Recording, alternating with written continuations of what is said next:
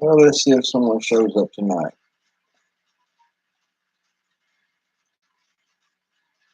There's my rambling man. Oh, easy boy. He's took a 3-day hike. He's been fixed, but he's been off visiting other cats down the road. He decided to come home tonight.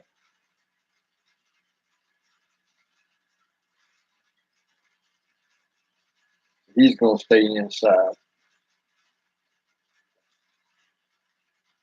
Let's see what this is.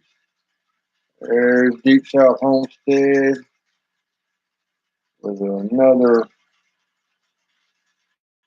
video on that tractor they got that is a lemon. I believe I would go have me a free consultation with a lawyer about that, and I'd do something about that tractor. You spend that much money on a tractor, you want it to work.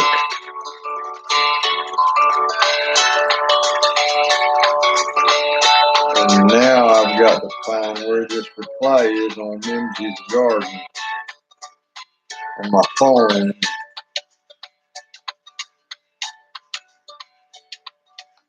So today's project was a little patch of collard greens. There we go. That I planted right here. Got some collards going, which I planted from starts. And then I have my cabbages that I missed the last couple of minutes of Danny's video getting onto this live stream. So hopefully somebody will show up and talk to me. So far, 2 minutes and nobody's here. And available on your favorite devices. Skip ad. Yeah, Danny and Wonder are trying out Filmora now. And Filmora puts that little band across the middle of your video trial version. I've got it downloaded, but I haven't tried it yet because I figured they'd have some kind of watermark across it. September, I believe it was the 13th, we began. All the way down. Yeah, he's having some serious trouble with that tractor. And it's only got 310 hours on it. And there is no. That's not even 8 work weeks. There's no regen thing on, like trying to regen. 310 hours in a year. I just have an error code. That's using a tractor quite a bit, especially on a 10-acre homestead. So I'd be a little bit upset too if it was that important and I used it that often. That's almost 365 days in a year. Say you don't work on Sunday. So that's roughly an hour a day he's using that tractor. And you know he doesn't use it every day, so the days he uses it, it's a couple hours. And that's missing out on a lot of work. I don't blame him one bit. I'd be mad too. And he even said pissed, and Danny don't cuss. You know he's hot. I would be too if I spent that much money on a tractor and they done come and got it 9 times and charge you $100 to pick up something that ain't even a year old that you bought brand new from them. Heard the TV commercial? But wait, there's more. We have that coming up. There's more videos on this tractor coming up about latter part of December, January, February. We got videos on all this stuff about this tractor. But I'm hoping somebody will pop in and we can talk about the spring because I'm getting ready to start planting beans and corn in the next couple of weeks. English peas are coming up nicely. Irish potatoes are coming up nicely. Fixing to have to do some work on my onions and start pulling the dirt away from them so they'll bulb up real nice. Checking the weather to see what it's looking like tomorrow because I don't have anything to do till 6 in the afternoon when I have to go to work for 4 hours. Probably Friday, Saturday, and Sunday, or either just 2 days. Going to have to tell them that's not going to work. I used to be a manager there, and I'm coming back part-time just to make ends meet. Least you can do is work me 2 to 10, 3 days a week, give me at least 20, 25 hours a week, because 20, 25 hours a pay period is not, at least give me 50 hours pay period. It was 80% chance of rain tomorrow. Now it's 70%. Let's check the hourly and see when this rain is supposed to be here. Midnight, 20% chance. Now the phone freezes up. 7 a.m., 40%. 8 a.m., 70%. 9 a.m., 40, 10, 30, 11, 40, noon, 40, 1, 40, 3, 50, 4, 50, 5, 30%. Then when I go to work, 20%, 10%, 10%. Saturday, 6 a.m., 30%.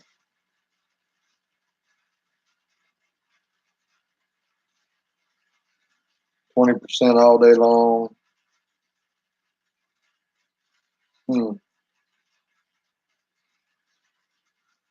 Let's see about Sunday after church.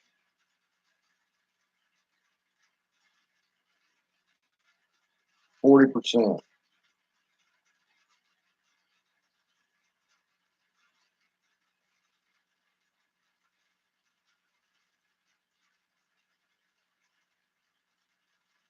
Five a.m., 50%. 4 a.m., 50%.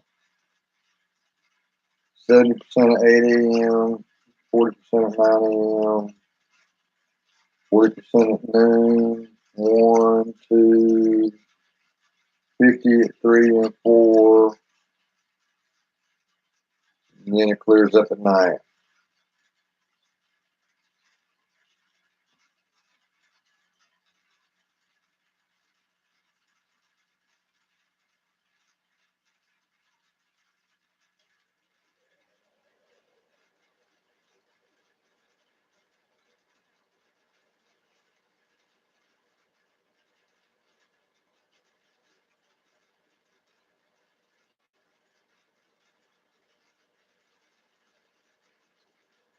Maybe I'll get some work done tomorrow. Haven't really gotten a whole lot done this week. But I do have tomatoes sprouting inside. There wasn't any at noon. I have 10 sprouted now, so just a matter of a couple hours, I could actually watch them come out of the dirt. That was pretty cool. Whoever that is, thank you for the thumbs up. Appreciate it. Hi, Virginia.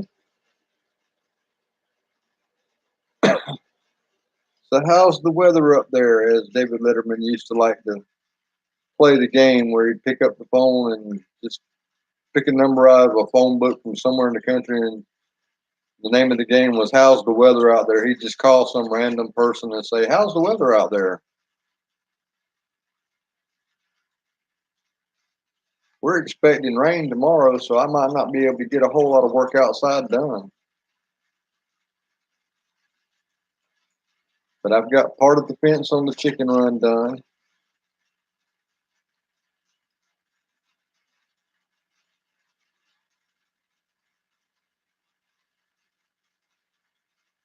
You can keep that snow. I don't want it. I'll take my water liquid form. Thank you very much. But I got the 2 posts set for the chicken run. Then I found out my chicken wire is only 3 foot tall, which I've got 5 foot fence around my chickens anyway, and only 2 get out every day, and I put them back in, and all of them can fly out if they want to. And I don't know why they don't, but I got to figure out a way to take a 3 foot fence, put another piece of fence on top of it. Hey, Jim, how's it going, buddy? was talking about my chicken run. I got 3-foot wire instead of, I thought I had 6-foot 2x4 inch mesh welded wire. Turns out it's 3-foot. So I've got to figure out how to take another strand of wire and put it on the top and it not sag and fall over, because I've only got 6.5-foot long T-posts, and that's what I'm using to hold it. And I've got to put at least 1.5 foot of that in the ground. So, you know, I've only got, what, a foot left to play with. I'll probably have to wind up getting some U-bolts and some 2x4s and just bolt it down and go that way, or either make a really short roof in chicken run that I don't walk in very often, and hope that they don't lay eggs in it, because then I will have to go in it every day to get eggs. And I don't know. I had a chicken pen one time and I made the mistake of using just regular fence post and putting the top on it. And I had to stoop to get in the door and stoop while I was in there. And oh, I hated it. So then I started building basically 2x4 walls to put fence on. But I was using wooden posts for my corners and such then, and pulling it tight. So it wasn't a problem, but can't really drive. Well, you could drive a nail in a solid steel T-post, but you got to have some forearms like Popeye to do that, and some really strong nails.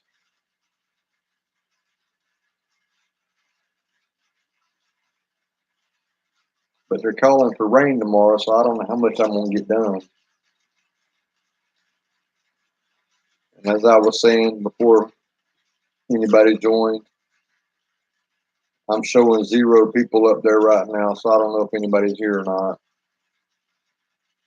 But I watched 10 tomato sprouts from noon until 7 o'clock tonight. Well, no, there were only 6 at 7. Then I went to church, and whenever I got back at 9, there were 10. And I actually watched these things come up out of the ground. It was pretty neat. I mean, it was a little like slow motion, but it was pretty cool. I've never watched tomatoes sprout. And I've got beets that have come up.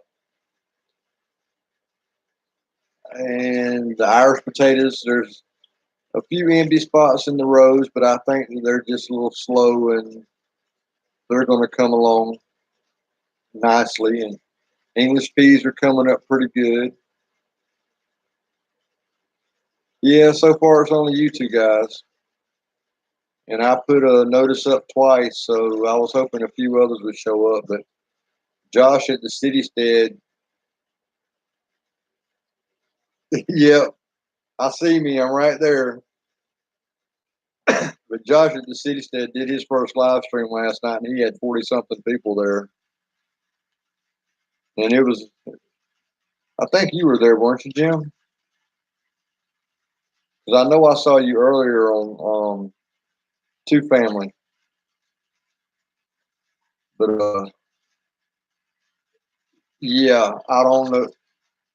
Then again, he did get mentioned by Jess at Roots and Refuge, so everybody follows her. She's like the queen bee of homesteading now. So if she mentions anybody's name, people flock to them and they sub whether they watch them or not. I mean, and I've made several comments on her videos about how well she did things and stuff like that. And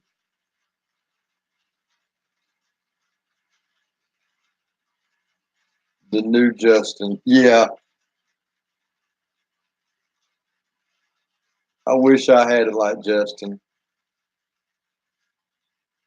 You know, either he's got family money backing him up or something, because having 10 acres of family land with the house that you're living on, and you've got cattle,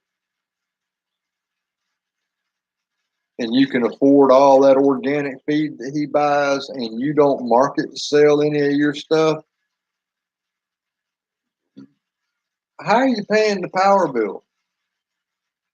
I mean, I know he's got enough money coming off YouTube that they could actually live and but you know, that's not gonna make car payments and insurance on cars and health insurance for yourself and power bills and internet bills and all the input you need for infrastructure and your livestock. It's just not going to do it. I don't see how he's accomplishing all this unless he's got money put up that's family money or, you know, which I'm assuming being on family land that the land didn't cost him anything, so there's no payment there. And the house is probably, you know, refurbished because they live above the cows in the barn below. So I'm assuming that's just a refurbished barn that they did on the down low and fairly cheap. But how do these people do it and then afford to travel? Like Jess at Roots and Refuge, how does she afford to do all this traveling?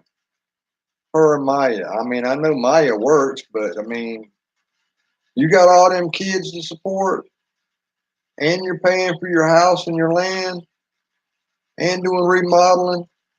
They ain't that much money coming in. Well, they do over 100,000 subs. Yeah, they're probably pulling down $60,000-$70,000 a year off YouTube plus the affiliate links. So they're probably not hurting.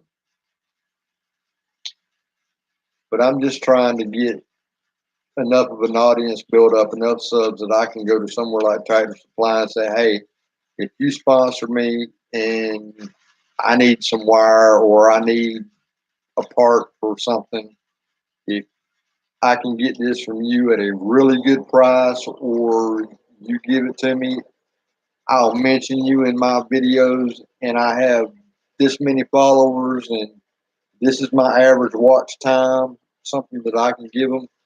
Because I've got, from the times that I used to switch my phone and every time I switched it, I just got a new number. And you start off with a new number, you get a new account when you start up YouTube on it. I've got 3 different YouTube accounts, so 2 of them don't have content. I just switch from one to the other every day, and whenever I'm not home, I put my videos on loop and let them go. And I've done that for the past 2 weeks. And I've noticed that since that watch time has jumped up, my impressions have jumped up, and my click-through rate has jumped up, and a lot more people are watching, but I'm still not getting the subscriptions. I got 2 subs today off of 2 Family Homestead, and I wasn't even picked for the wheel. I left halfway through it to go to the church down the road. These people are starting to get on my nerves bad. I'm fixing to go back full-time Baptist because they starting to get on my nerves. They're getting a little bit crazy. If you can't be at church, they want to know why, and it's like none of your damn business to begin with. If I thought it was, I would have asked you to pray about it. But I'm going to my favorite church Sunday morning, and if I make it there, I make it there. If I don't, I don't. I'm going to my church that I like Sunday morning. And somebody else has joined us, and I'm glad. And feel free to join in the conversation. But this nice weather, I did a video today, and I showed where the goats had pruned my rose bushes for me, so I had very little I got to take out with the shears. Now it says they dropped out, but they're probably still here. You know how screw-tooth is. And the goats had taken the camellia flowers and they pulled the petals off and dropped them all over the ground, and they've eaten and stripped all the limbs on the bottom, which I need to, is from the dirt all the way up to the top of my house. I need to take those limbs off the bottom anyway. But just looking around the garden, checking my planting dates. In the next month, I'll have corn in the ground. I'll have green beans in the ground. I'll have melons in the ground, squash, cucumbers, tomatoes. The next month is going to be busy for me. I don't know how I'm going to do it between school and part-time work and trying to do a video at least every other day, because today's video was the first one in 4 days. And it's like, man, I have got to do something, because every time I go outside, it starts to sprinkle on me.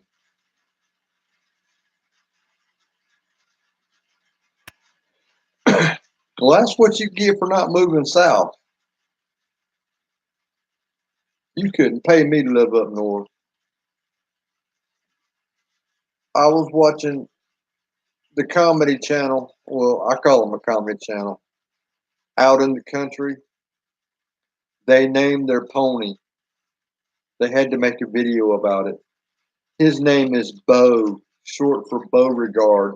They thought that was quite original. And I'm thinking to myself, you two are fucking idiots. Beauregard has been a traditional horse name for years.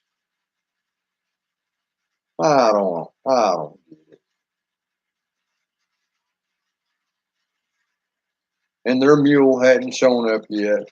So they're not officially a horse's ass, but pretty soon they will be an official horse's ass. And I'll leave that comment probably from one of my other alternate accounts.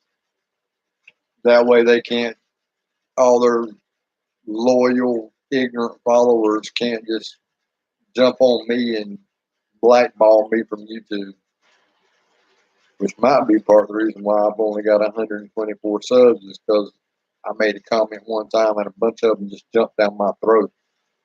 And I wasn't being rude or mean or anything. I just told him, I said, I don't know why you're going through all the trouble to do what you're doing whenever you're selling the place. You don't know what the next person that's buying it wants. And on top of that, what you're doing is not going to hold up. It's not going to last, because you're not using treated lumber and you've got it right there on the ground. I don't care what state you live in, it's going to rot. Boy, they came to his rescue. I'm talking about like the volunteer firemen that sets the fire just to get the recognition. They were all over it. But anyway, that's on them. I just enjoy watching them do stupid things.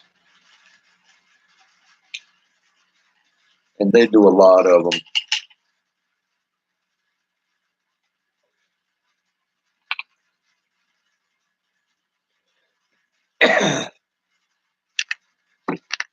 But missed out on everybody last night. I was a little bit late starting the live stream, and I was studying my biology at the same time, and it worked out to the best, because after about 15 minutes, I dropped off the live stream and just went to studying, and came in handy. That exam today, yeah, it was a good thing I took to studying, because everything I was reading on those papers, pretty much every one of those questions were on the test, so I already knew the answers. I had them memorized. Now I can forget them and not have to worry about them. Although I've got a B in the class right now, and I'm not liking that. But I'll settle for a B. It's the last semester I've got to take out there. I got to find another school. Well, you got to hit the ding dong button, crazy. You should get a notification. Which then again, I've got a couple channels. Well, I know there's a lot of my channels I don't hit the notification button on, because they're just not that important to me. But there are a few that I have the notification button rung on, and I don't get notifications from them. I don't know what's up with ScrewTube.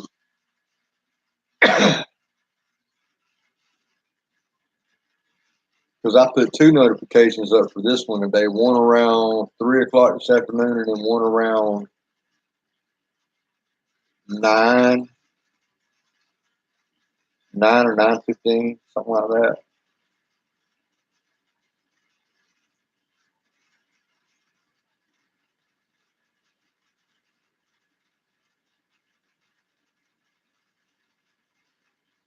You two, I was wondering what happened, because I was missing a couple numbers off my subscribers list.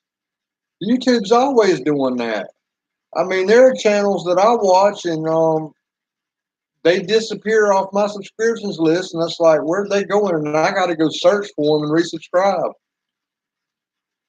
I haven't heard from Sapper Gardner off a video in a while, and I'm pretty sure YouTube unsubscribed him because me and him have talked for the longest. I mean, I comment on his videos. We talk back and forth through the videos and stuff, and I'm pretty sure it's YouTube doing it.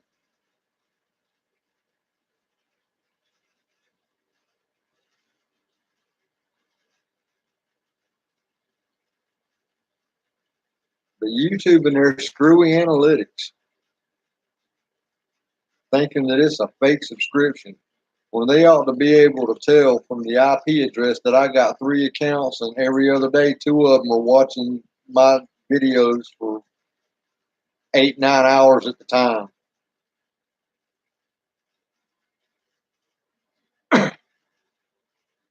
Well, from what I've seen in the small homesteaders Facebook page, they do it to a lot of channels. So we're not the only ones.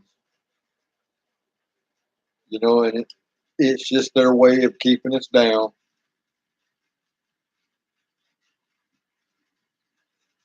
I'm beginning to think they're more liberal than some of those people up in Congress.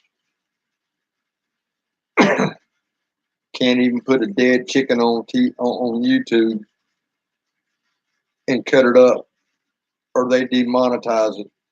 But yet, if I had a cooking channel, I could cut up the same damn chicken and it would be okay. I don't get it.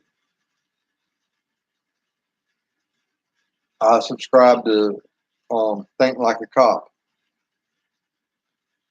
He doesn't show all the gory details of a police shooting, but he'll go through it step by step, the processes, and they'll demonetize his videos. He's had one demonetized this week already, and it's all because he spoke out on something. YouTube and their community standards. But yet they can have somebody with a name like Wonder Hussy, but I can't show how to cut up a chicken after it's butchered. But she can have the name Wonder Hussy and walk around in a skimpy bikini with hair under her armpits. That ought to be against the law right there. Somebody should have went, knocked on her door, and arrested her for not shaving under her arms, and then putting that video on YouTube because I clicked on it because, hey, I'm a man, nice looking woman, and then I see her holding the camera up. She got more hair in her arm than I do.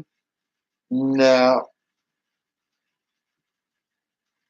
let's go to the next video in line. Straight on we went.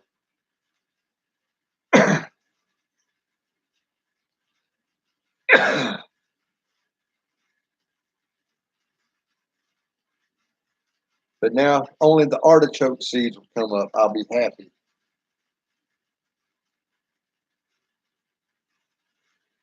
I call it nuts and granola. You might call it organic, but I call those nuts, those granola and nut people. There was one chick that I went to school with years ago, that pretty white girl, long red hair, had it all plaited up in dreads and everything, and was still attractive even with the dreads. And I'm not into dreads. But she didn't shave under her arms or anything like that. But we became friends because it was wintertime and she had to wear shirts. So, and she was one of those hippie type girls. Wish she'd been born in the 60s. She missed out on the great decade. You know, she always said, I wish I was a hippie back then, da da da da. I'm like, yeah, you're what I call a granola girl because you seem like you're into all that healthy eating and organic food and stuff. She goes, well, I am. I'm like, yeah, you're a granola and nuts kind of girl. That's what I call y'all, granola and nuts. Because you eat granola all the time because you think it's so healthy and you're all nuts. And old Easy Boy sitting over here tonight. This ain't old Cell Kitty. Easy Boy's taking him a 3-day sabbatical. He ain't been here in 3 days. He been visiting the cats down the road. And he's been fixed. He ain't even got all his parts. I don't even know why he's rambling like that. He doesn't do it very often, but I booted the other cat out the house and told him it was just me and him tonight and gave him a bowl full of feed just for himself. Ain't that right, buddy? Yeah, it's about time you came your butt home. All that wandering you do make me worry about you, thinking that a hawk might have got you. I know there's another hawk that won't be trying to get you. Not after what happened to him today. He had a heart attack. He fell out the tree and broke his neck. That's my story, and I'm sticking to it. And then he was promptly thrown into the chicken pen where they went to town on him. Nobody, no crime. I'm being a redneck tonight. I'm drinking my tea right out the jug.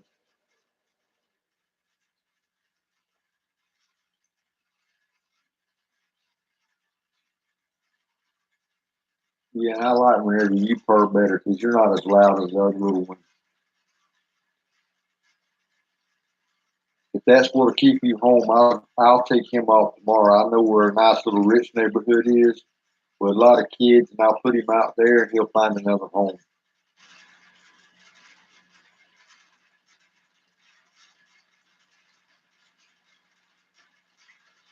Oh, you're so tired. You're just going to rub your old forehead on my knee and go to sleep, ain't you?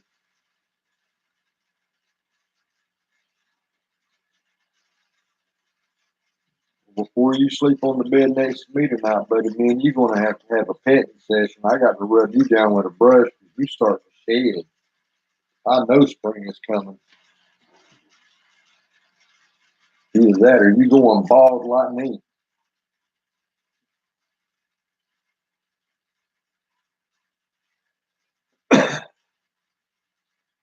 But yeah, I've got the Cherokee purple tomatoes coming up, and I've got a couple of the green sausage. Now, if only the artichokes will come up, and I don't know. I think it takes about 2 weeks for the artichokes to come up. Hey, buddy, don't slobber on me. Your claws are starting to hurt now. Just stay down over and take your nap.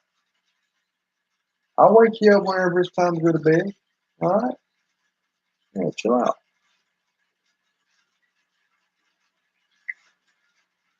But I'm hoping the artichokes come up by next week. So now I've got to start taking my tomatoes in and out every day, and I can't put them on top. I thought about putting them on top of my car where they get some sunlight, but I can't do that because the goats have taken to climbing my car like it's a big rock. So I can't put them up there. I got to find somewhere to put them outside in the sun where they can get some sunlight, and the goats ain't gonna get to them because I've got a problem with one of them escaping. Which today was my fault. I left the electric fence off. But tomorrow, if I get a break in the rain, I'm thinking fence comes first, then garden, then chicken run. So we'll see how it goes. And I got to move some of that electric fence around anyway. But all that's got to be tightened up because I found my problem. The wind had blown a strand of my ground wire and wrapped it around a hot wire in 2 separate places, and it killed the whole fence. And that's why they got out. That and they've about torn one gate up. Which then again, I should have known better than to put 1/2-inch screws in it. I should have just went ahead and got me some deck screws and put 1.5-inch screw in it and been done with it. So I got to fix that. But I don't use that gate very often, so I'll just tie it shut where they can't do anything except kind of climb up on it a little bit and just look over the top. And if they look over the top, their head's going to get caught in the electric fence. So that won't be a problem.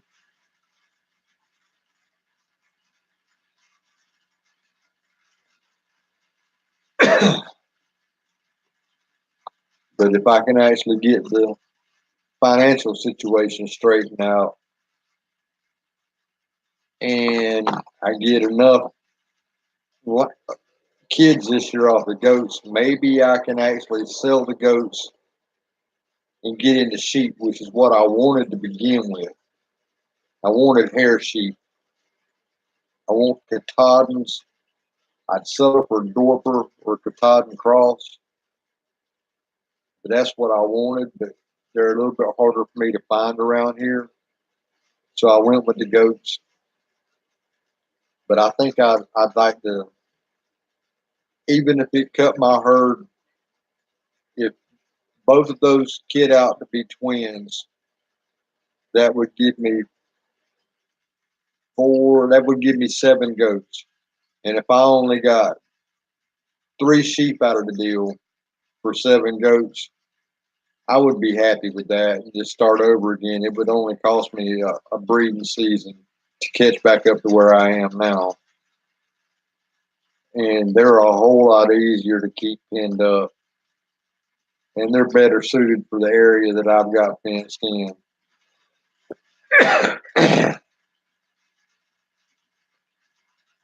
And I've also learned that whenever I fill up their water bucket, which is 20 gallons, if I take and put a cup full of bleach in it,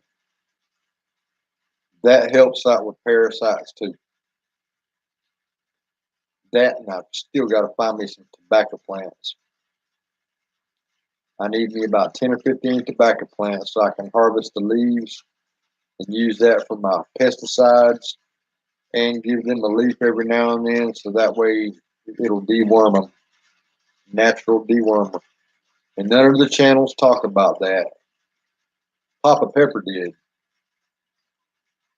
And I was thinking about that before he did the video because I worked in pest control several years back and there was a termiticide that was nicotine based and it killed any bug it touched. And in the 70s, the only pesticide that had a skull and crossbones on it was made out of nicotine. And as far as it goes, the amount of nicotine that'll fit on the tip of a needle, if it's pure nicotine, that's all it takes to kill you. That don't have as much. I think what will fit on the end of the needle in one drop is actually equal to about 10 cartons of cigarettes all at one time, if I remember correctly.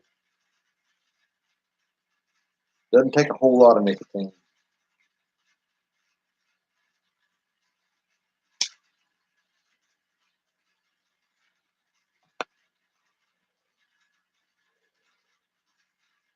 How come I'm the only one talking?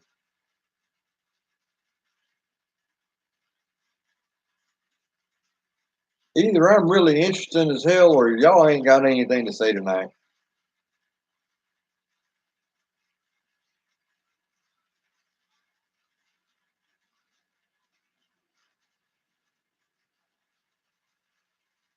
Ooh, just heard a car go by. It sounded like the folks from down the road. It didn't stop, thank God.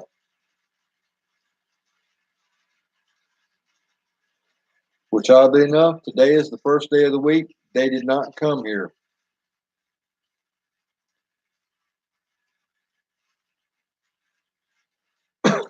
They actually showed up at my house last night at 9 o'clock to tell me that there was going to be somebody coming to our Thursday night prayer meeting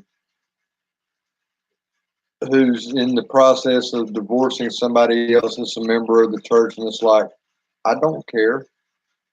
As long as he doesn't act like an ass, I have no problem. He's more than welcome. If he acts like an ass, I'll tell him, hey, you need to calm it down or either you need to leave.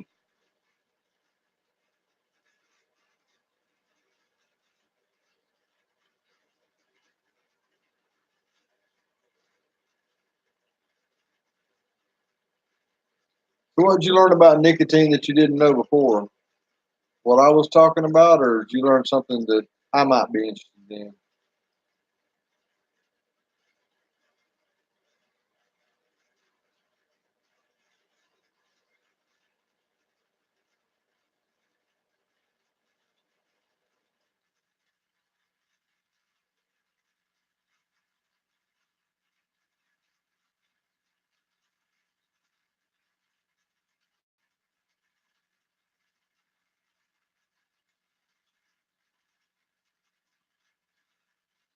Oh, before I go to bed, I've got cuttings that's hanging in my fish aquarium that I got to go pull up. I see one of them's falling down a little bit too deep.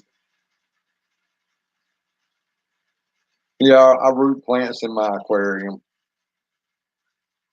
Perfect medium to root plants in. Just enough nitrogen to actually promote growth, not enough to burn anything. I use it to water my house plants.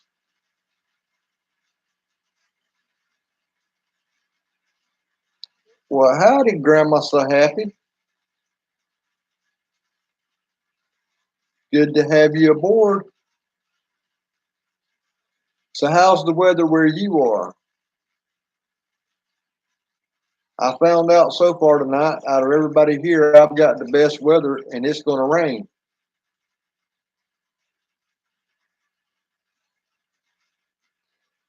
Oh, Minnesota. My weather's better than yours because it is about 59 degrees right now.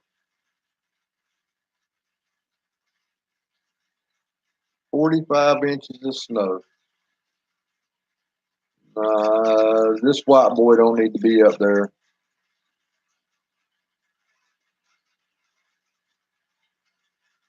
Nope. I have no business being in Minnesota, especially not whenever it's cold. Might be a great place to visit for me in July or August, but that's probably about the only 2 months out of the year it would be cold for me because I don't like it when it gets below about 70. And we're at about 59 right now, and it's a little bit chilly outside for me.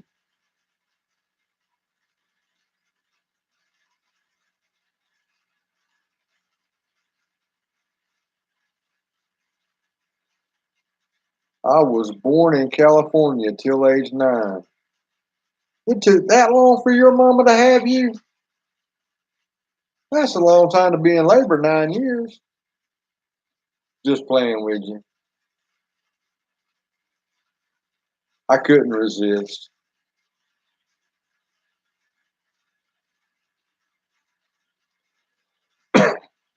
Yeah, a friend of mine moved to South Dakota where his family was in North Dakota and South Dakota. His parents were divorced, so they just moved one state apart from Georgia where they lived when they got divorced.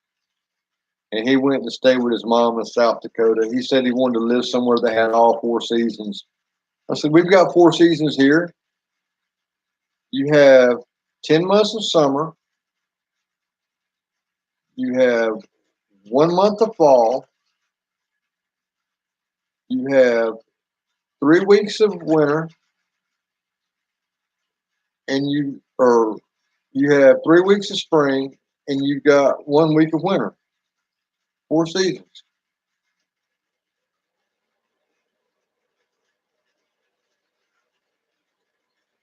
People in shorts at 30 degrees. No, no.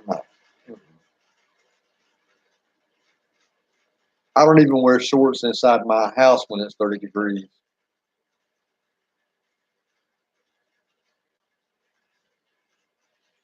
And being in Minnesota, you're really going to be jealous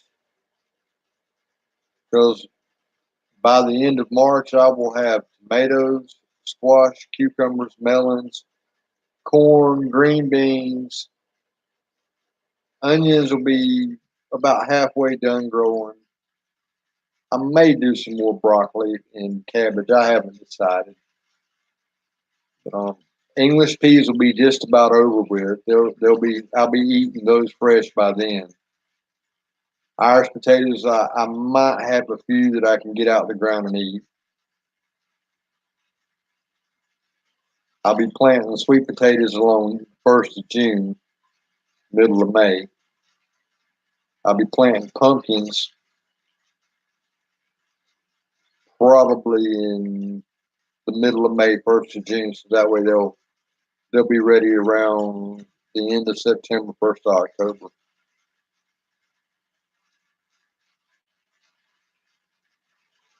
And I'm hoping I get to make some jelly this year because I got wild plum trees all up and down the highway that I live on. And there's an apple tree that I made a mistake and waited. I don't know if I might try if I get a chance to take some cuttings off of it tomorrow, see if they'll root. Because it's already in bloom. But I'm gonna try and get some of those apples because the deer love them and they're sweet crab apples. They're early August ripening apple. They ripen in the warm weather and they're not really good for storage other than canning or freezing. But I'm hoping that I can get some of those that the deer don't eat and make some jelly out of that and some plum jelly off these wild plums. They're the Native American yellow wild plum. And about half of them are really, really sweet and the other half aren't. And I've got blackberries everywhere. Anytime somebody cuts, now I live near timber plantation. Rayonier owns about 3,000 acres all around me. And every time they cut timber, they'll push up the stumps and stuff in a pile and then they'll replant trees. Well, those stumps and stuff act like hugelkultur and blackberries grow rampant. So I've got blackberries galore and I'm going to try and get some of those for some jelly. And hopefully, if I can get out there, I'll find some huckleberries growing. And if I run across a good patch of those, I'll have some huckleberries because they're sweeter than blueberries ever dreamed to be in.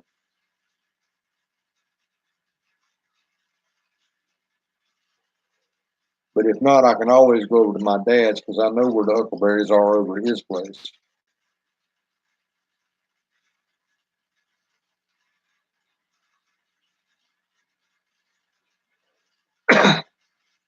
Oh yeah, we have gardening all year round down here. I mean, not very many people at all have greenhouses.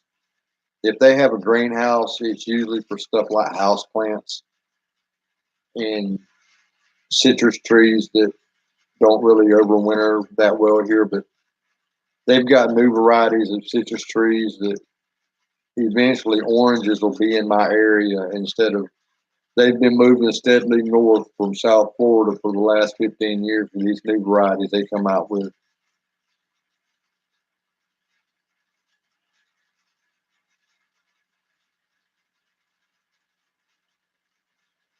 I have never made apple jelly, so I'll have to make it once to make sure I know what I'm doing before I actually make it on a video.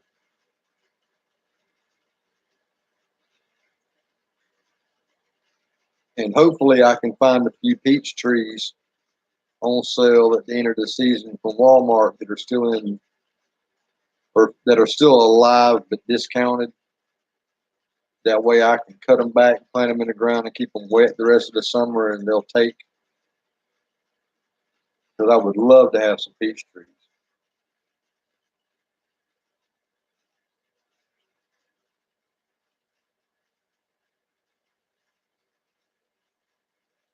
But I've watched Danny and Wanda do apple jelly on their channel, and they use the skins after they peel the apple and then can the apple itself. They use the skins for the jelly.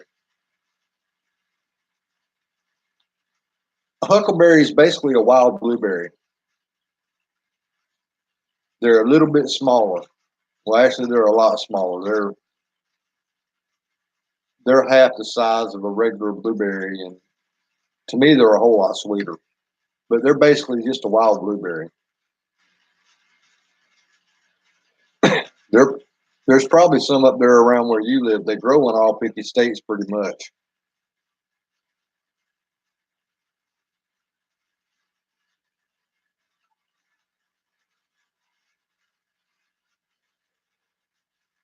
But if I can't find any huckleberries around here where I live, I know where a few bushes are over at my dad's, and I'll hit those and see if I can't get a couple pints.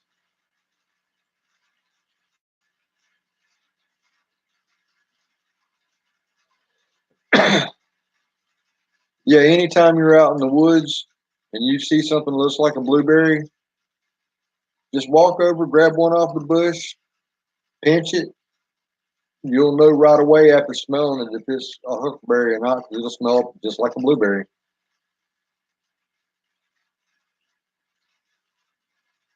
But don't get the gallberries. I don't know if y'all have those up there or not. The bush doesn't look quite like a huckleberry bush, because a huckleberry bush will look like a skinny blueberry bush.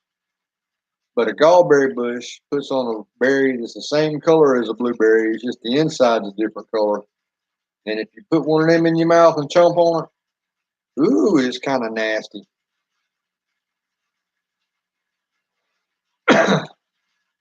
I fed those and flour and crab apples to an ex of mine one time, just as a joke, just to see the look on her face when she bit into them. She didn't know you couldn't eat flour and crab apples. She just thought they were really teeny tiny apples the size of a blueberry. And they're not bitter or anything, they just taste like chalk. But she was not happy with me.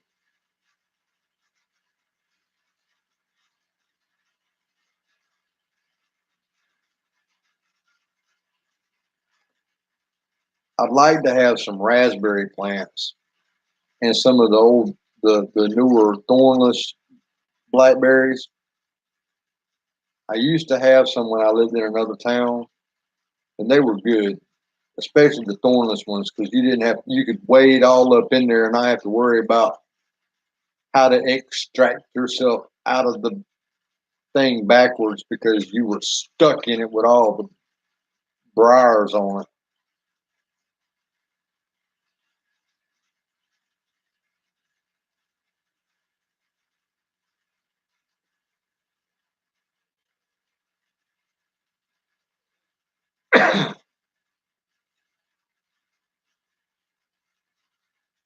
And another good place to check for fruit is abandoned house sites. If you find out who owns the land, usually if you ask them if you can go pick up some of the fruit or the nuts that are on the ground, they'll probably let you, because most people usually, once the place is abandoned, they don't go back and pick up the fruit. And it just goes to waste and the animals eat it, which I reckon that doesn't mean it's going to waste, but humans aren't eating it. So. But if you ask, usually people will give you permission. I know around here, I mentioned my grandfather's name, and like, oh yeah, I remember your grandfather. Yeah, go on out there, pick up all the pears you want, pick up all the plums you want, get some peaches if you want them.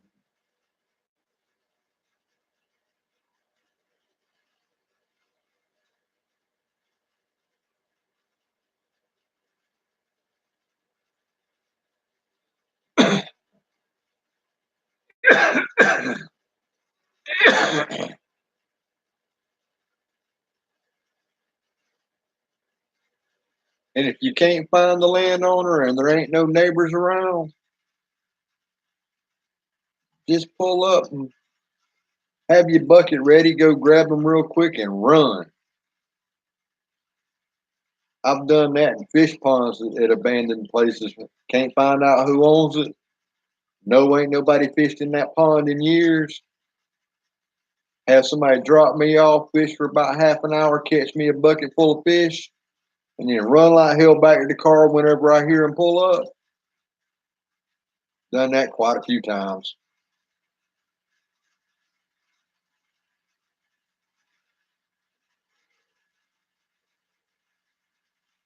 Because those old abandoned farms, man, there is plenty of stuff still left growing there. Ponds, trees, bushes. Some of the prettiest roses you'll ever see are at old abandoned houses. And I've gotten the roses I have in my front yard. I planted 3 hybrid tea roses last year. The goats have pruned them for me, so I don't have to do much of that this year. All I got to do is get the branches from the center and the ones that are going to cross and rub. But the roses that were here whenever I moved in put on these huge clusters. They're called Seven Sisters roses because it's usually a group of 7 flowers about that big around each, all in a big cluster. Beautiful red roses, nice fragrance. And they came from cuttings from an old farm, and I forgot who planted them here because this was my dad's uncle's house originally. He moved it here about 60 years ago. And then after my brother-in-law graduated high school, his family lives right down the road.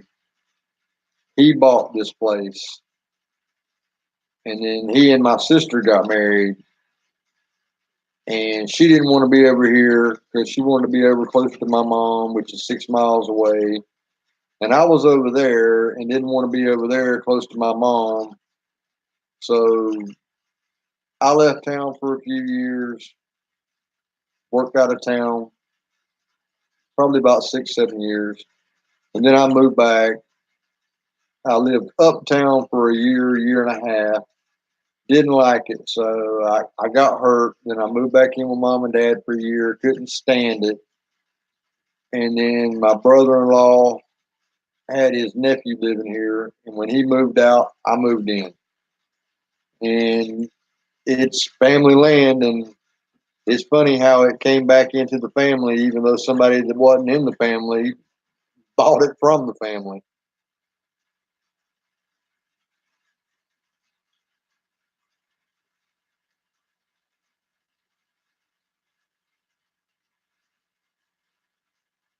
And I bet the squirrels went to the dentist to get false teeth because walnuts are some of the hardest things to crack. I don't see how people do that.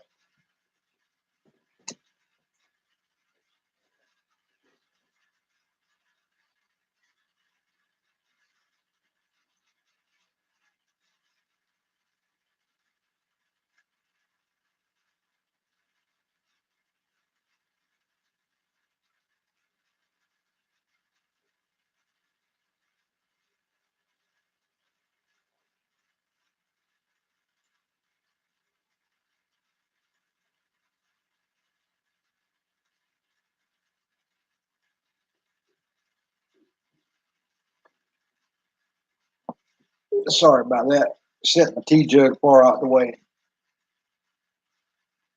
Sorry, easy boy. Didn't mean to wake you up. You're going back to sleep, buddy.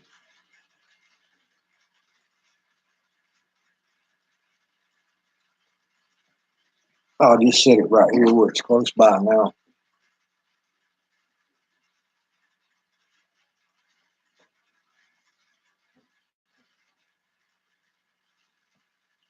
Easy boy, you took that 3-day vacation. You come back all red-eyed and tired.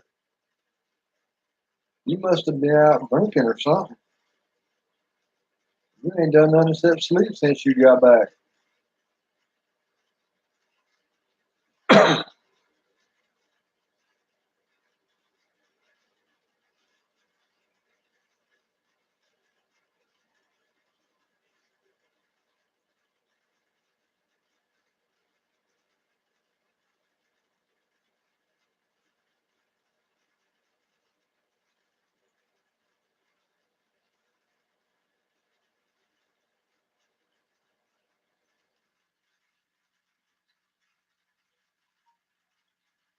I can't remember which one it is, if it's the walnut or the hickory. I think it's the hickory that stuff doesn't grow around.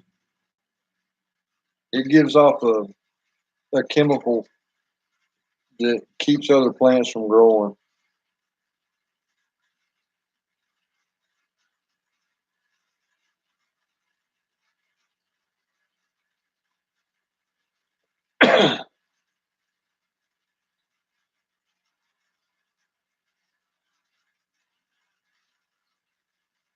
Well, I know it doesn't happen under pecan trees.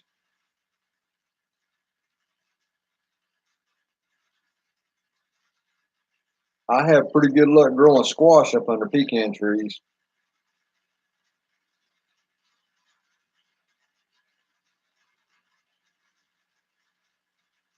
Squash are supposed to be a full sun plant, but down here where I live, it gets so hot. About 4 to 6 hours is enough sunlight for them. So I planted them last year up under the shade tree. They got morning sun that dried the dew off of them, and that kept them from getting powdery mildew. I only had powdery mildew one time, and I sprayed a little water with baking soda on it, changed the pH of the leaves on the outside. Within a couple of days, there wasn't any more powdery mildew, and didn't have any more problems with it. Then during the heat of the day in the late afternoon, when it was just blistering hot, they were shaded. Plus, it was in an area where I've got the drain for the kitchen sink emptying, so I didn't have to water too often. All I had to do was just use the sink instead of the dishwasher to wash dishes, and that took care of most of my watering. Had a pretty good yield of squash too. I should have planted more. That way I could have picked a bunch of them about yay long and pickled them, which I'm hoping this year I can do a lot more fermenting than I've been doing in the last few years. I love fermented dill pickles. I'll eat a whole jar of them at one sitting if I've got them. But I want to try fermenting watermelon rind pickles. Then I want to pickle some okra because I'm out of pickled okra, which I'll probably be planting that probably around the 1st of April. Planting some okra too.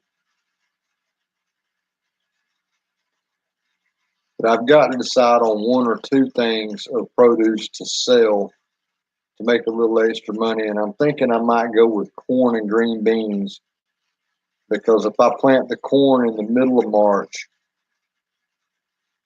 and get it up good enough size to where it's about knee high by the 1st of April, I can plant my green beans and they can just grow up the corn.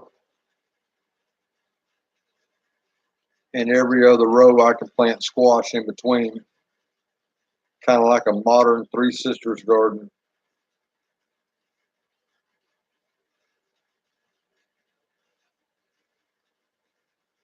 You too, Virginia. Get you some rest, girl, because the sun will come up tomorrow. Tomorrow. There's always tomorrow. It's only just a couple hours of sleep away.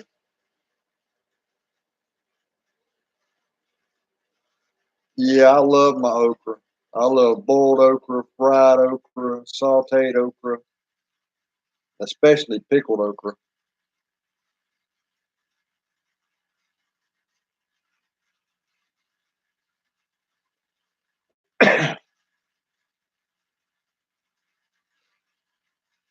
Yeah, I'm not racking up the viewers like Josh from the City Stead had last night, but I've got some good folks here.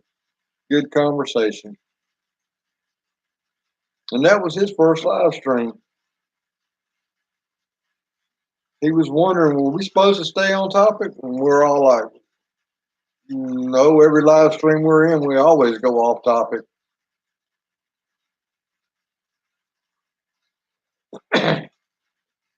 I pickle jalapenos myself. I even sweet pickle some. Because every once in a while, you need that heat in something that's sweet, like a dessert. I used to grow habaneros, and it's got a naturally sweet flavor to it, aside from the heat. And I would chop it up, saute it in a little butter, and then I'd melt brown sugar in that. and pour that over bananas, man, you'd eat it till your whole face turned red, but you couldn't stop eating it, even though it was hot. It just tasted so good. That habanero just mixed with that banana just perfectly. Yeah, try the sweet pickle with some jalapenos. You'll enjoy them. They go good in stuff like potato salad to give it a little kick. I think you'd enjoy that. That'd probably be a good thing for you to try.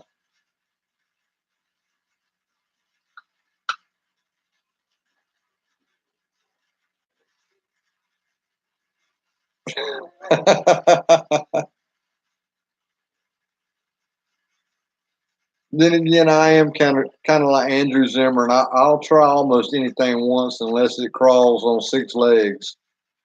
I'm not into the bugs, but anything that's got fur and four legs, I'll probably try once. I mean, I've eaten rattlesnake and stuff like that before, so why not? Just I'm just not eating a cricket or a worm. I'm sorry, I don't do insects.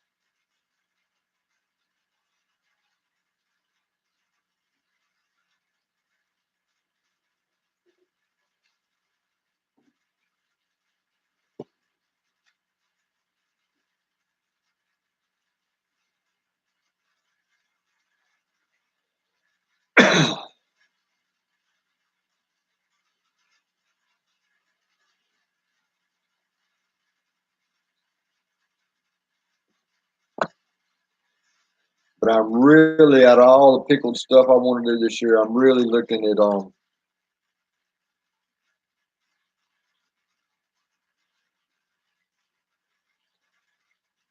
accurate description. I don't even care if they're chocolate covered. I'm not going to try them. Or ants. I've seen chocolate covered ants before, and I'm not doing that either. But I'm really looking to do some good watermelon rind pickles. I haven't had any in several years, and I love watermelon rind pickles.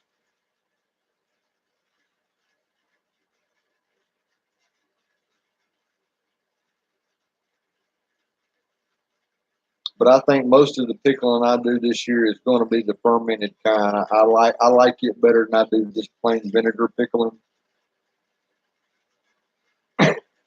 Vinegar pickling is it's okay whenever you're in a hurry, but if you're not in a hurry, I suggest fermenting to anyone because once it's done, you can just take the jar, put it in the canner, bring it to a boil for 10 to 20 minutes, let the jar seal, and it's got a shelf life of years.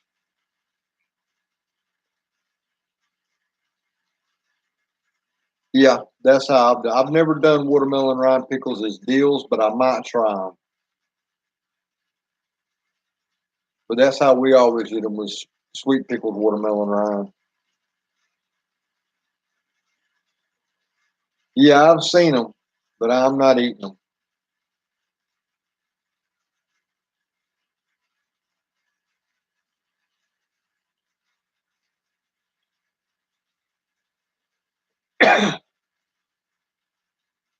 I believe if I pickled zucchini, I would want them about finger length, or at least before the seeds started to form on the inside.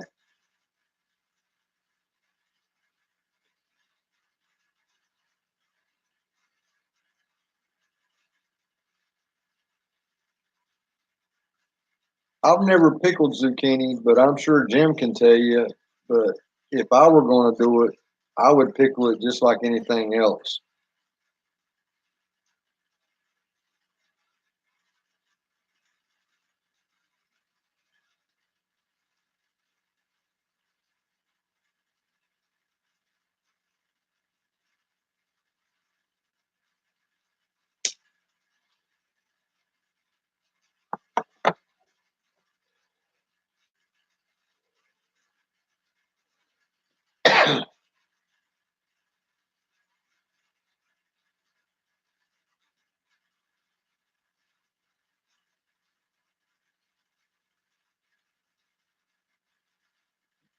But I'm looking forward to putting up a lot of vegetables this year.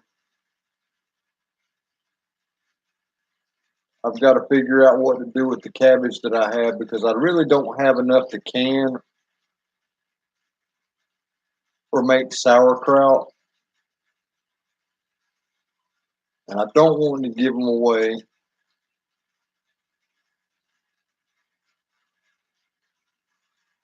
Um, Cauliflower, yes. Carrots, I know people who do, but I'm not a big carrot eater. But I might be pickling some carrots and stuff like that this year because I did plant some. Because I do plant a few fresh carrots. I've never tried dehydrating cabbage, but I've only got about 4 or 5 heads that well, they'd probably still be good if I put them in the refrigerator and just ate cabbage twice a week for the next month.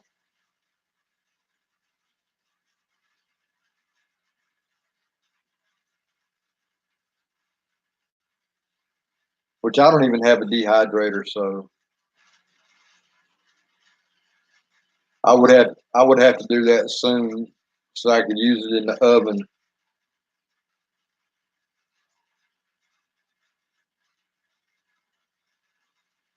I need to start some asparagus and check and see if my dad has any strawberry runners because he just replanted a bed of strawberries last year. I might be able to get some runners from him, but we don't have too much rhubarb down here in the south, but some people grow it.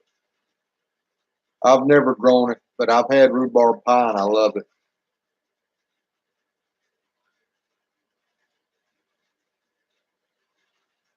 Now, how can you tell if it's dehydrated if you got it in a soup or a stew?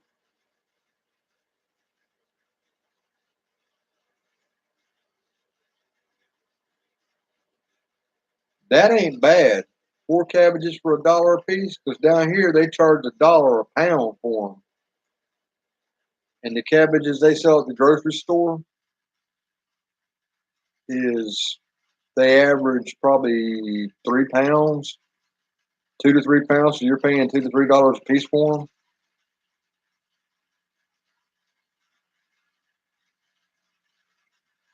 It dehydrates itself.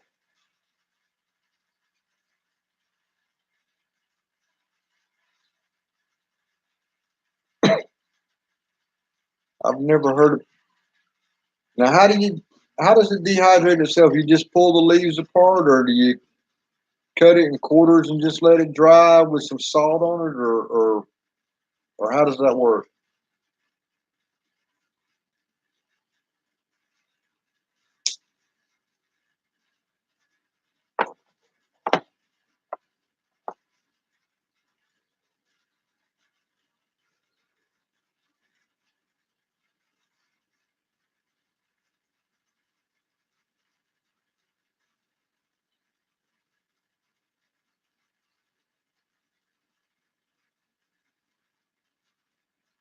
You just shred it or cut it and just spread it out in the thin layer and just let it air dry.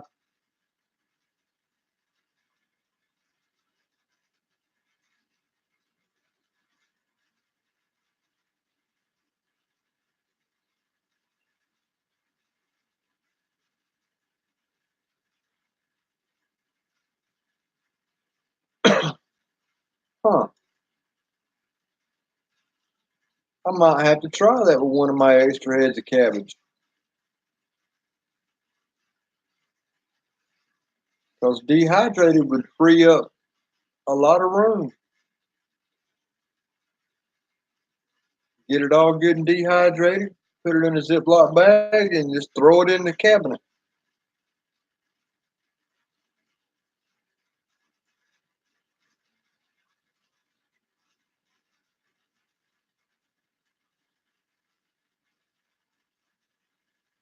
So that reminds me, I've got a mouse in my cabinet.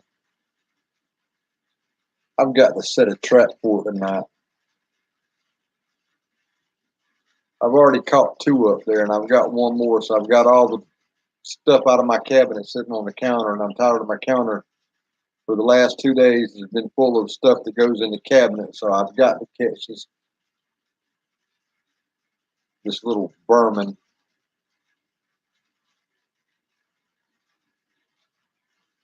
Dehydrated tomatoes are very good. I might do a few of those this year.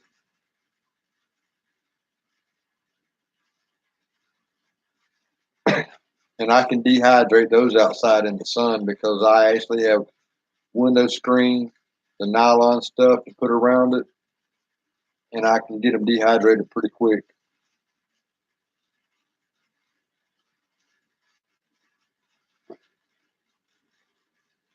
I probably could get my hands on quite a few of those quart jars. It's got a little thing on top that you pull back that keeps it airtight.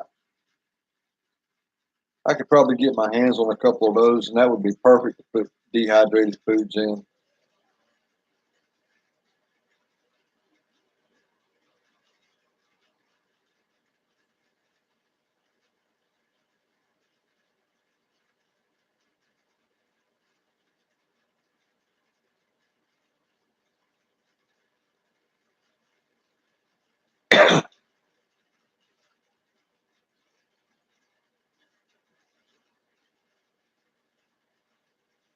My plan is actually to get my tomatoes canned this year, and then after I've got plenty canned, then I'll probably start freezing the rest.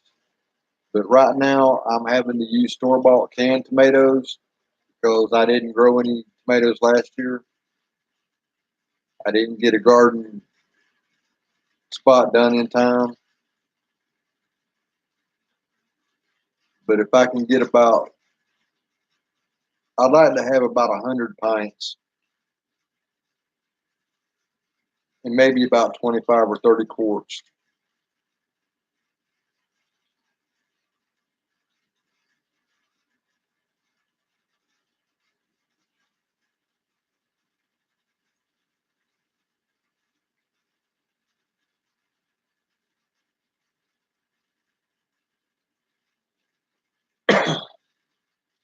Because my peas and butter beans and stuff like that, I freeze those, and I can my green beans, and I'll cream corn and, and freeze it. But if I want whole kernel corn or corn on the cob, I just blanch the whole cob, put it up on the cob, and then if I want whole kernel corn after it's thawed out, I cut it off, or after it's cooked, I cut it off. And I don't worry about I don't can corn at all.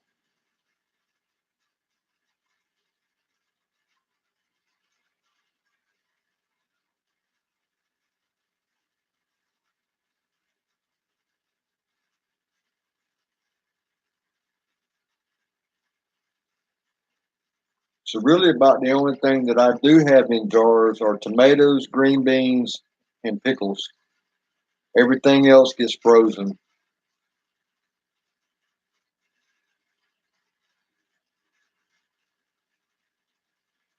Although I may can up some butter beans. I don't particularly care for my peas canned. I'd rather have them frozen, but I may can up some butter beans. I can tolerate those being canned because you just heat them up, they're good. But there's something about canning field peas that just the flavor's not as good as fresh frozen.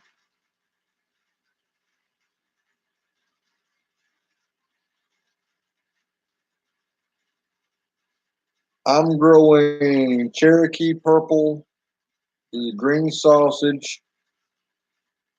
I'll probably get a couple other varieties that are very disease resistant to make sure I have a good crop, and then I'm not worrying about tomatoes after that. As long as I've got indeterminate, I've got all the tomato plants I need for the rest of the summer because I'll just take cuttings and root them.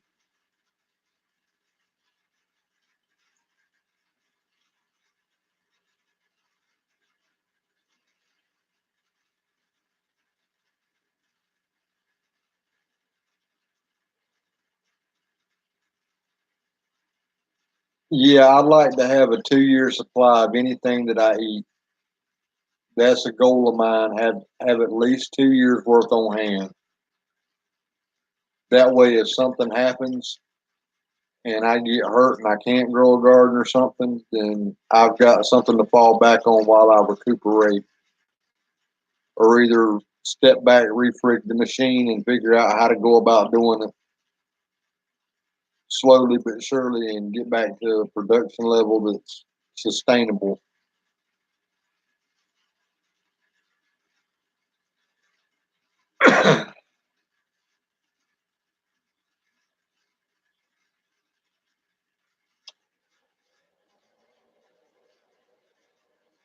Yeah, Danny and Wanda off Deep South Homestead, their pantry I'm jealous of because they've got a 3 to 5 year supply almost. And I would love to get to that point, but at least 2 years. I don't think I'd want to go past 5 years because even in the can, the flavor goes downhill.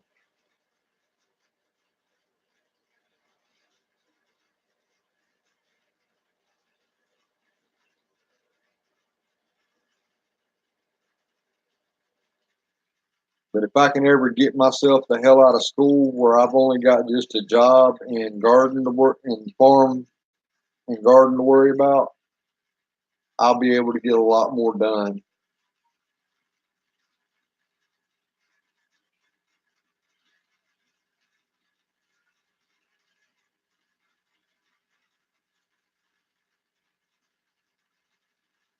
I've thought about having those as one of my main selling crops because down here, I don't know how much they cost where you are, but down here they're like almost $1 a piece. And if I put in 100 plants and just got 4 or 5 peppers off each plant, I'd make a killing.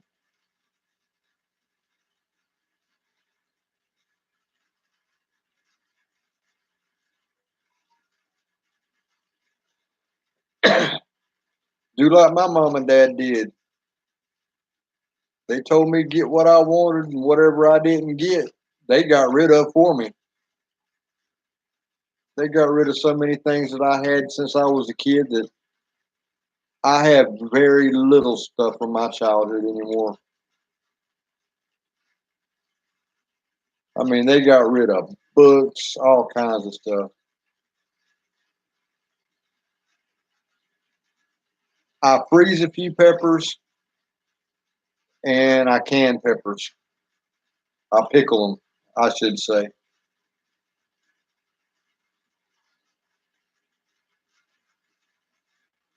And if it's a bell pepper and I want it for soup or something like that, the vinegar taste just kind of enhances the taste of the soup.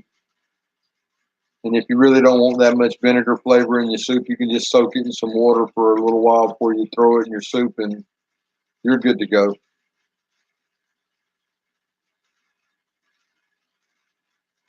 Hey, Mimsy.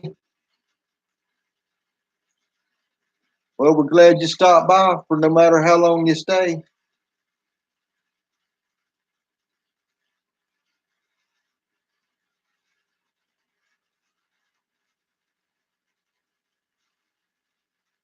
Yeah, I do a lot of freezing with the peppers because I use the bell peppers and stuff for soups and stews. But freezing them, that's about all they're good for is soups and stews and stuff like that. I need to start drying them. I think they're probably a lot more versatile when they're dry.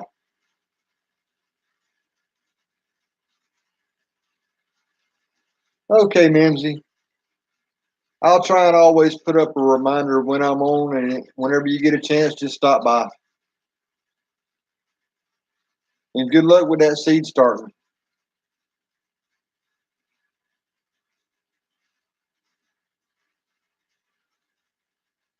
I can mine in vinegar.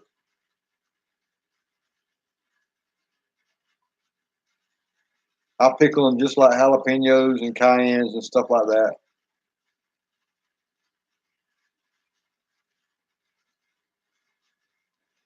Yeah, I had almost 12 tomato plants come up today. I actually watched some of them come out of the dirt. It was like watching TV in slow motion.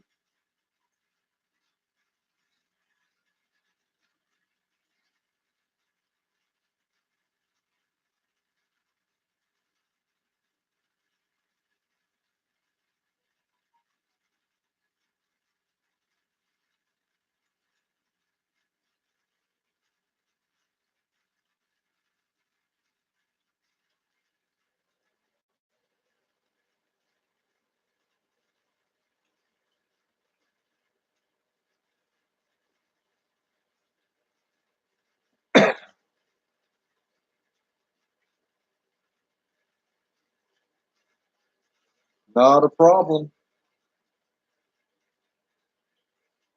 I'm even thinking about trying some of my green beans the old-fashioned way, like what they call leather breeches beans, where they would sew them up on a string and hang them, and they'd be dried beans. I'm thinking about trying that, see how that goes.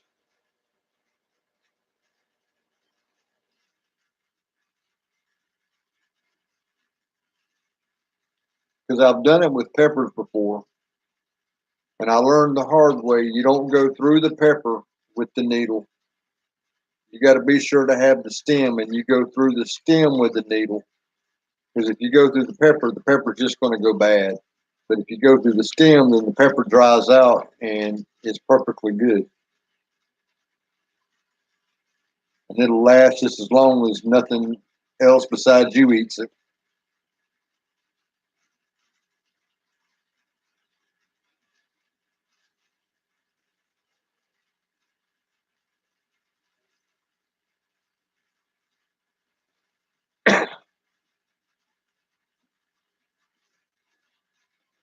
You can't be any more humid than where I am. I'm stuck halfway between the Gulf of Mexico and the Atlantic Ocean. Trust me, when it's 100 degrees outside, you add in the heat index, it's usually about 120. And the humidity is usually around 80% during the summertime.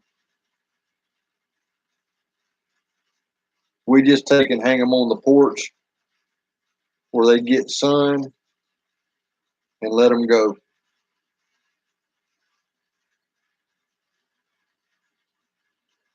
But I'm thinking if I do the green beans, I'll have to do them the same way as with the peppers and pick them and leave stem on and go through the stem with the needle and thread.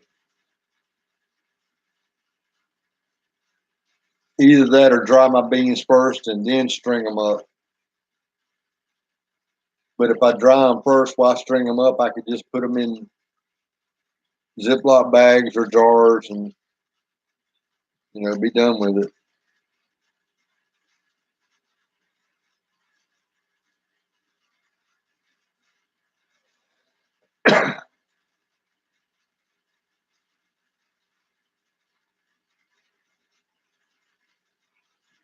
Yeah, and whenever the humidity's that high and it's hot, you feel it.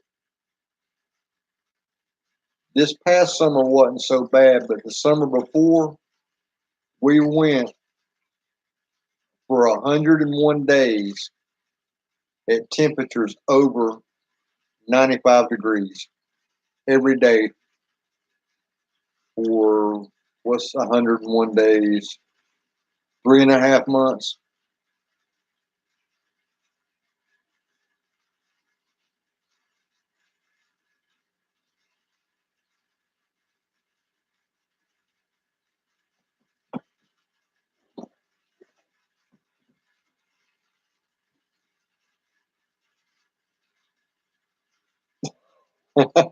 I'll take the heat any day.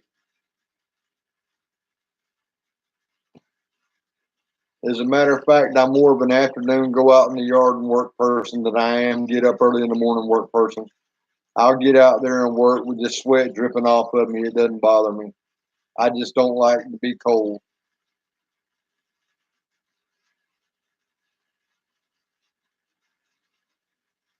Motivation is what I need.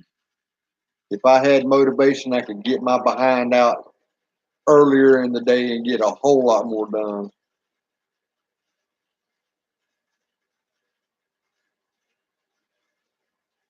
And that's one thing I love about being here.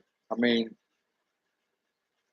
even if I don't put anything up, I've always got something in season growing that I can pick and eat.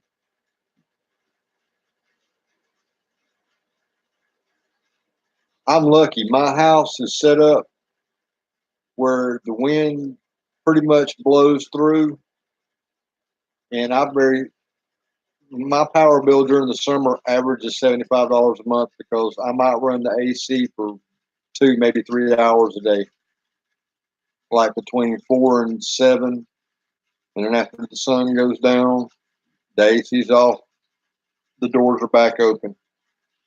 I don't even open the windows. I just open the doors, front door and the back door, and the air blows through. But y'all excuse me for a minute. I'm going to go put my tea in the refrigerator because if I don't have my tea in the morning, I get cranky. And I know I don't need to be drinking this because it causes kidney stones. But I'm going to go trade my tea out for a can of Coke.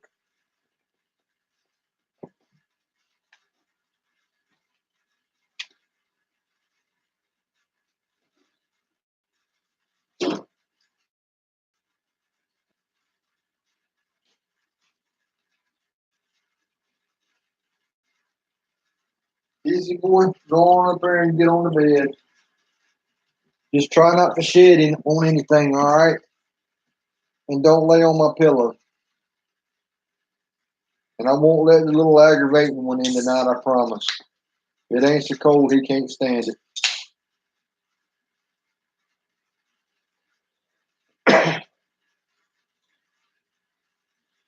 So this has been a better live stream than normal. Mimsy stopped by. We had Virginia here. Grandma's here tonight. Word's getting out. I like it. Folks are starting to stop by so we can all talk about gardening and how we do things and get things done because I've learned a few tips from you guys tonight that I'm definitely going to try. I'm going to try that dehydrating cabbage. As a matter of fact, I might do that tomorrow because I've got a head of cabbage that be just the right size to try. It's not too big and it's not too little.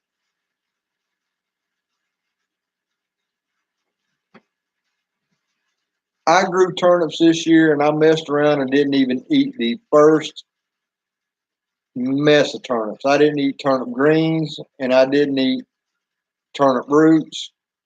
I wound up just giving them to the hog, which worked out for me. It was 3 pounds of grain I didn't have to give her.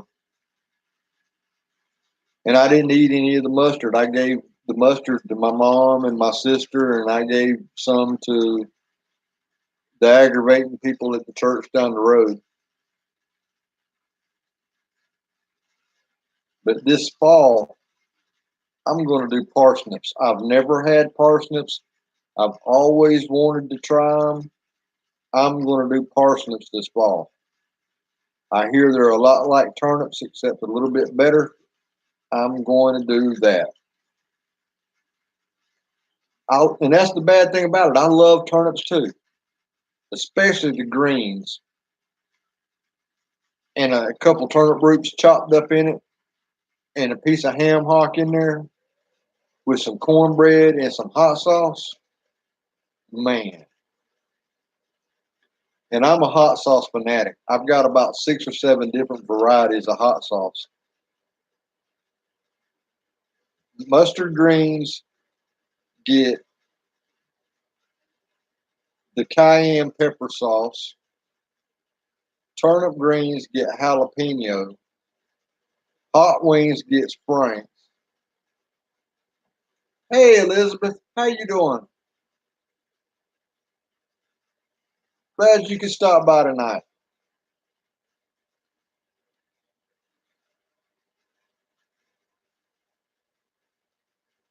So I've got a hot sauce for all occasions. I've even got a certain kind of hot sauce for fish.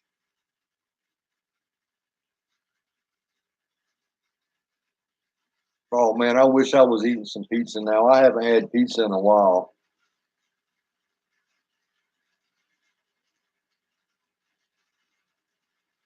I might have to make a friend up there at the local pizza place and trade them some Hardee's hamburgers for some of their pizza. That sounds like a fair trade. Because everybody up at Hardee's, they get tired of eating the same old stuff all the time. And I look at them, I'm like, why the hell are you eating the same old stuff that's on the menu? Look around. This store has so many ingredients in it. Mix and match it. Come up with something new.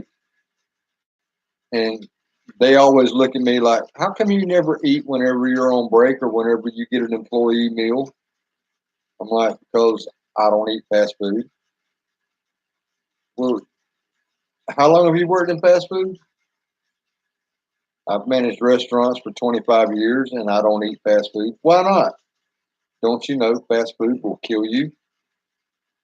The bread is highly processed. The meat's not 100% pure ground beef unless it says so on the label, or only one box of what we carry says 100% pure ground beef.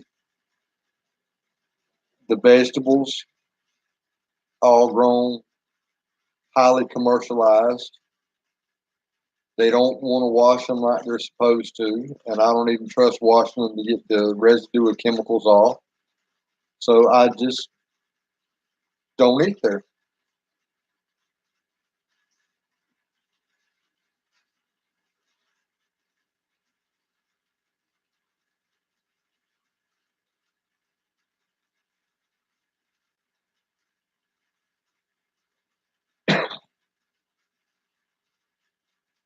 But now I've had employees before. Morgan, make me something different. You're the one that comes up with all the recipes. And I would take the biscuit dough at Hardee's and I would put the omelet mix in it, or either I would figure out a way to do two really thin biscuits and put the mushroom sauce for their mushroom and Swiss burger in there with a slice of cheese, and then make it into a biscuit and pinch the size where it wouldn't come out and bake it. Oh man, I come up with a recipe like you ain't ever dreamed of.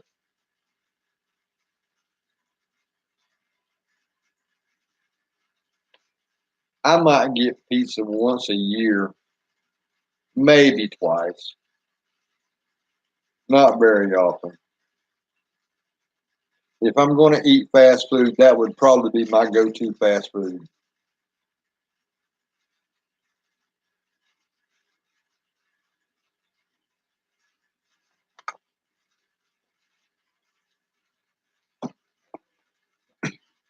I wish I could afford to eat it once a week.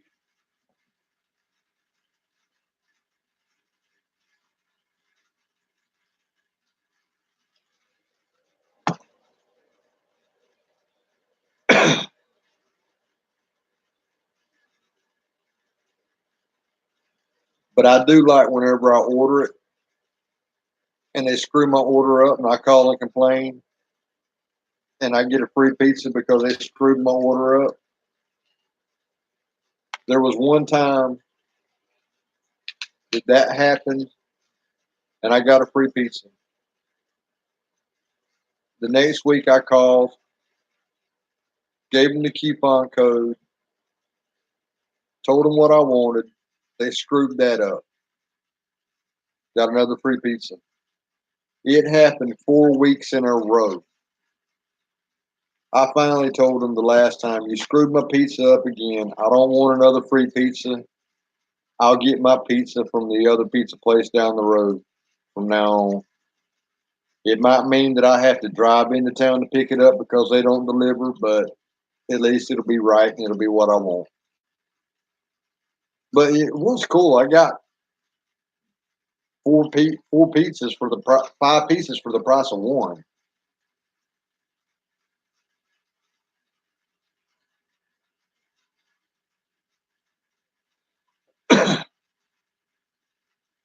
Yeah, I would get sick of it, but at that time, my daughter was 8 or 9, and you know how an 8 or 9 year old is about pizza. That is a food group to them, so it worked out.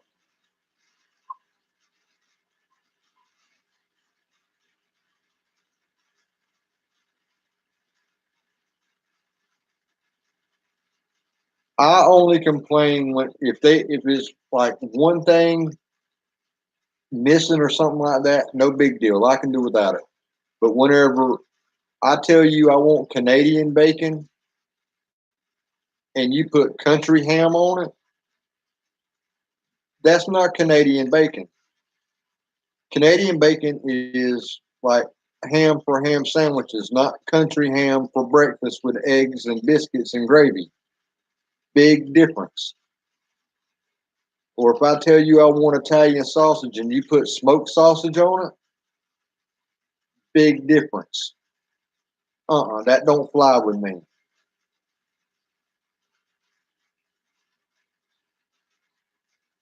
Exactly. You understand exactly what I'm talking about. And one of my pizzas that I ordered whenever I said Canadian bacon came with country ham. Does not make for a very good pizza.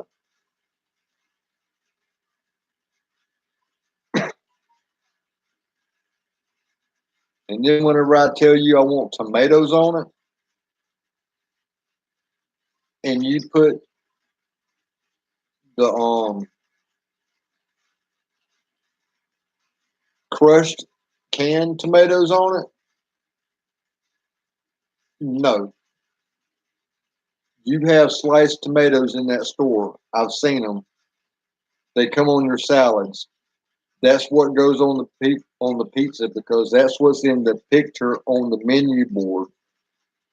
That's what's on the picture in the flyers with the coupons that you send out. That's what I expect, not something out of a can. I I guess it's just that I've been in food service so long as a manager, and whenever and now I'm not in management, so I don't give a damn. I'm not going to screw anybody's order up unless it's by accident. But you know, when I was a manager for 25 years, my goal was to make sure that customer got exactly what they ordered and how they wanted it done, and that's top priority because if you make them happy, they come back. If you piss them off, one person can shut down an entire restaurant because all they have to do is tell two people, and then two people aren't going to come along with that one person because they're scared you're going to screw their order up, and then they're going to tell two people, and it just keeps snowballing until eventually you don't have customers anymore. So customer service and getting their order the way they want it correct is very important. It's just as important as the food safety itself by serving quality food that's not going to make them sick.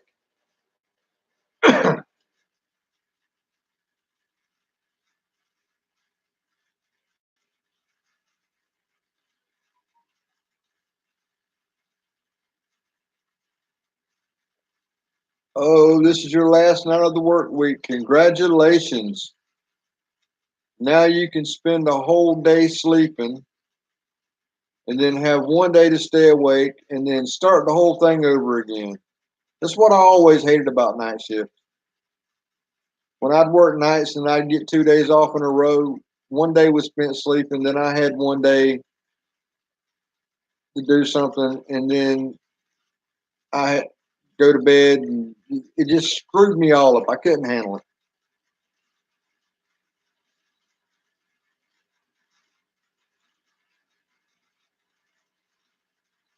You're exactly right.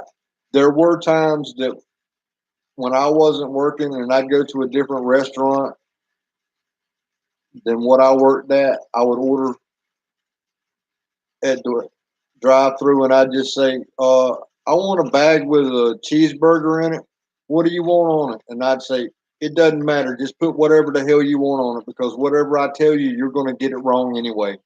So just put a burger in the bag. Just be sure it has cheese on it and tell me how much it costs, and I'll be at the window.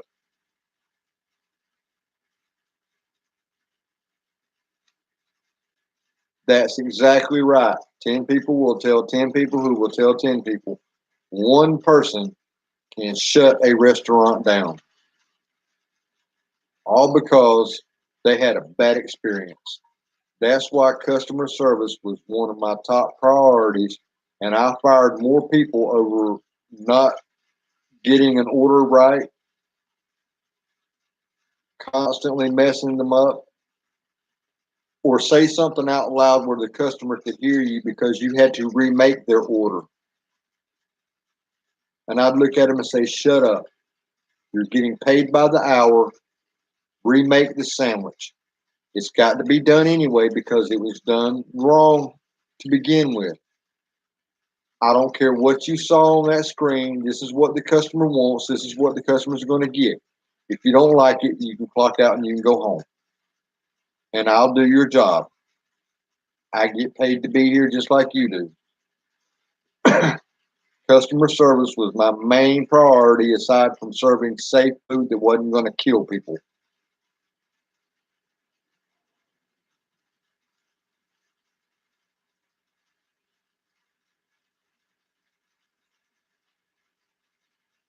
Shoot, nothing in my house gets done on time.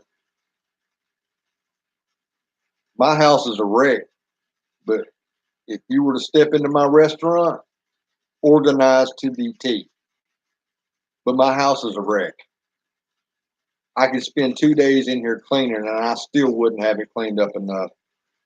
And whenever I got in that wreck 3 years ago and broke my back, I cracked all these teeth up here with the airbag. And on the 19th, I finally get dental work done to get all this fixed so that I'll actually have a smile again. And I'm looking forward to it and I'm dreading it.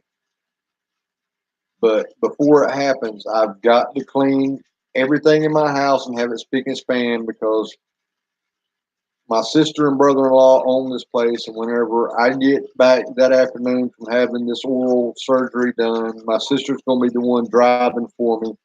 So naturally, she's going to come in to make sure I got everything I need and all that other good jazz. So I've got to have it cleaned up. But that means I got to start on it now and clean as I go, and then do a little extra while I'm doing it. So that way I don't have to be in a rush and in a hurry and do a whole bunch at once.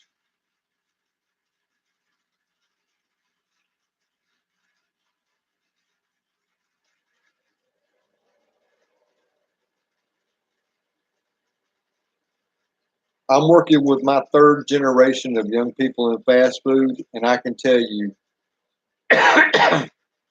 that the last three generations have progressively gotten lazier and lazier. The entitlement generation.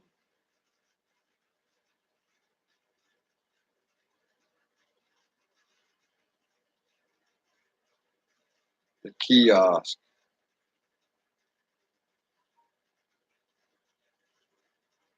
Man, I ain't using no kiosk. If I can't talk to a person, uh-uh.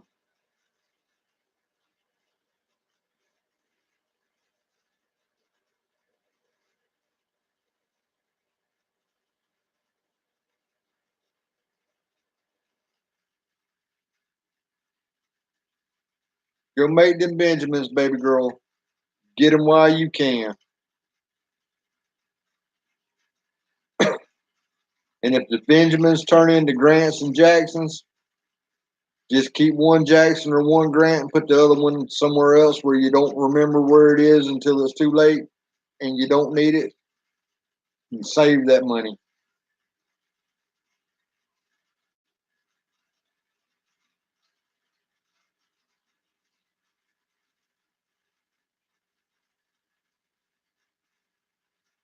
Gee, I've got 2 college degrees and I'm supposed to say, would you care for fries with that?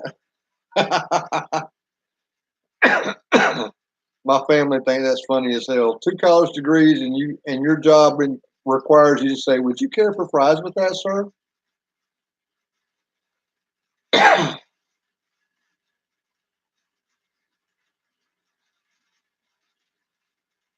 Yep.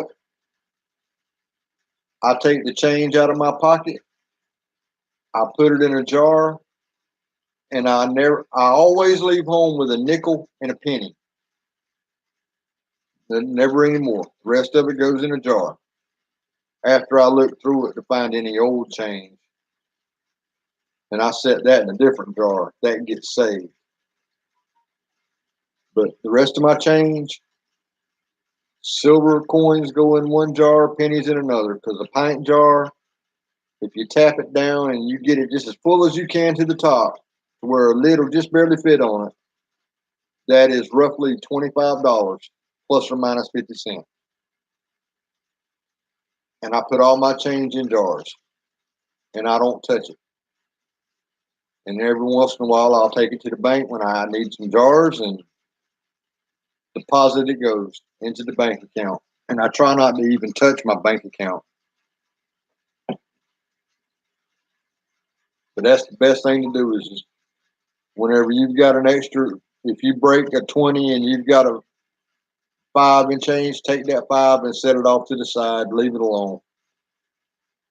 Anytime you break a big bill, set something to the side, leave it alone because you never know when you're going to need that money.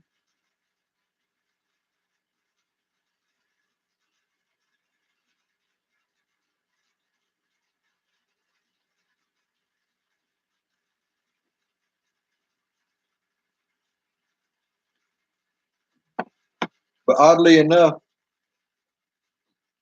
I used to know how much a pint jar of nickels, dimes, and quarters was worth, but I have forgotten those numbers. But for some reason, the pennies, they stuck up here.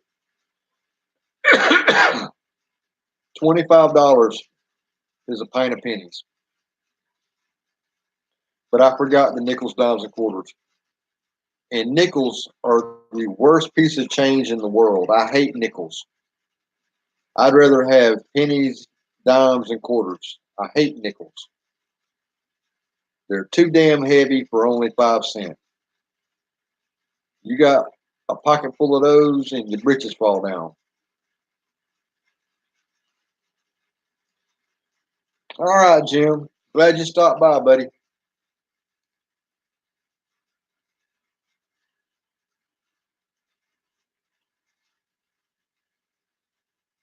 Down here in the South, that's a common thing. So common that Charlie Daniels wrote a song about it called "The Woolly Swamp."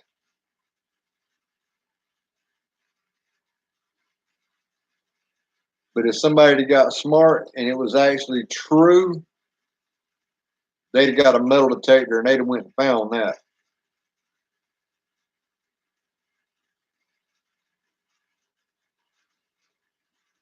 But if you ever get a chance and you like classic country rock and roll music, check out Charlie Daniels with "The Legend of the Woolly Swamp."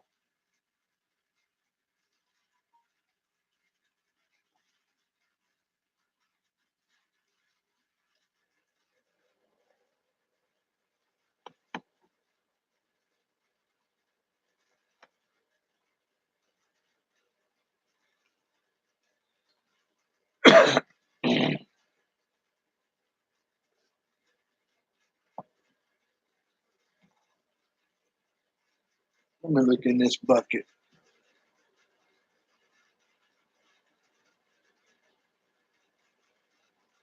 My mom's got a friend that never could say Conway Twitty. It always come out Conway 20.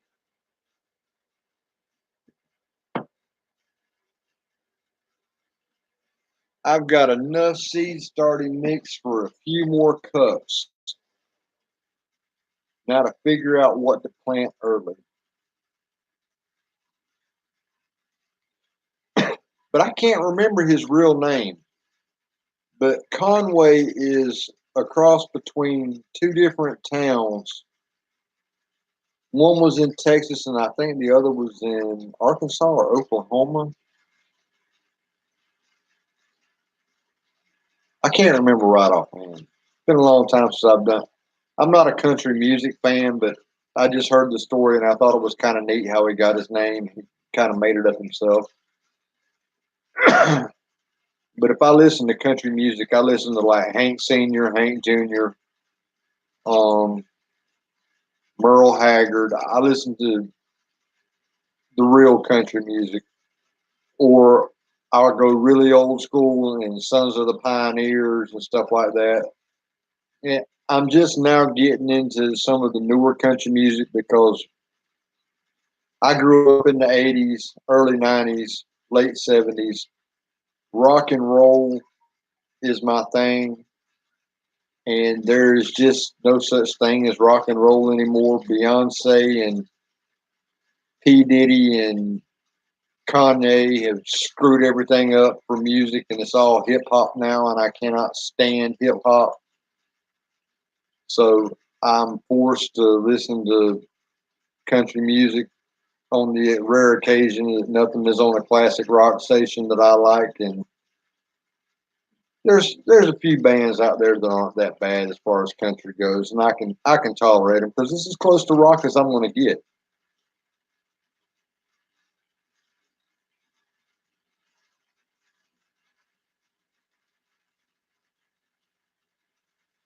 Never heard of Twitty City, but I bet that was fun.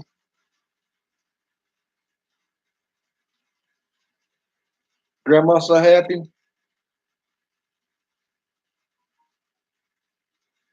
Good to have you. I hope I catch you again on another live stream. I've enjoyed talking to all you guys because Grandma's so happy I learned from you tonight, and I'm gonna try that cabbage thing. I'm gonna try a few of Jim's ideas.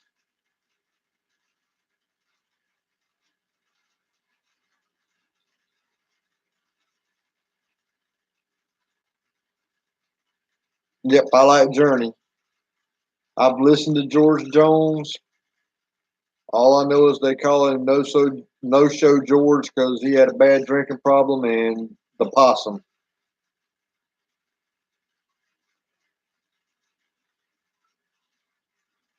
Oh, I thought you said you were going to go now.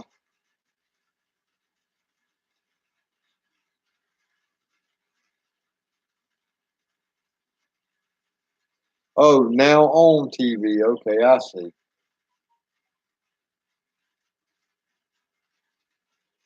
I like Eminem. I can't deny it. I do like Eminem. Tupac, he had a little bit that I could tolerate and listen to, but Eminem, I like it, especially his old music when he was angry.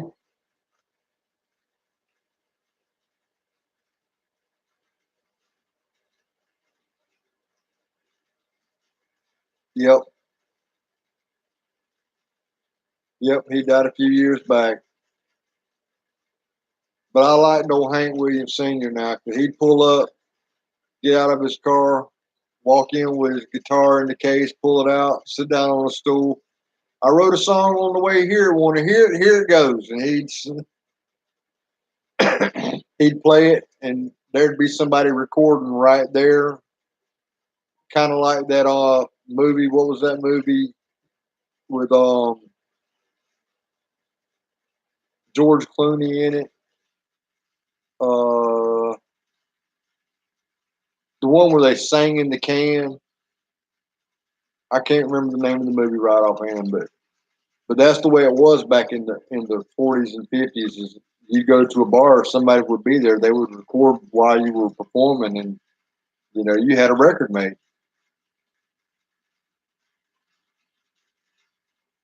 The song I suggested was "The Legend of the Woolly Swamp."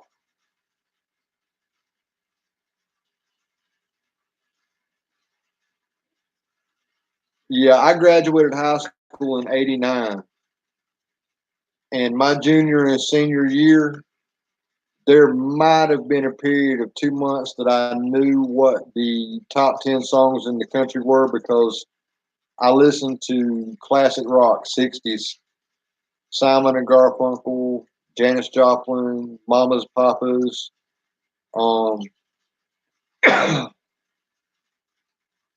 Beatles, the Doors. Oh, what's the ones I really like? The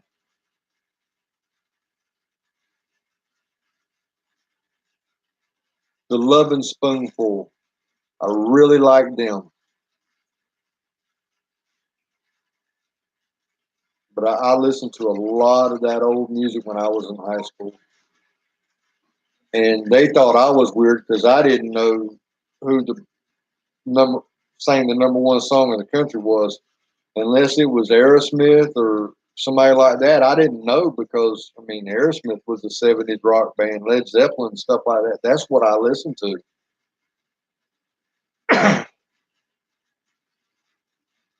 Moody Blues, I love them.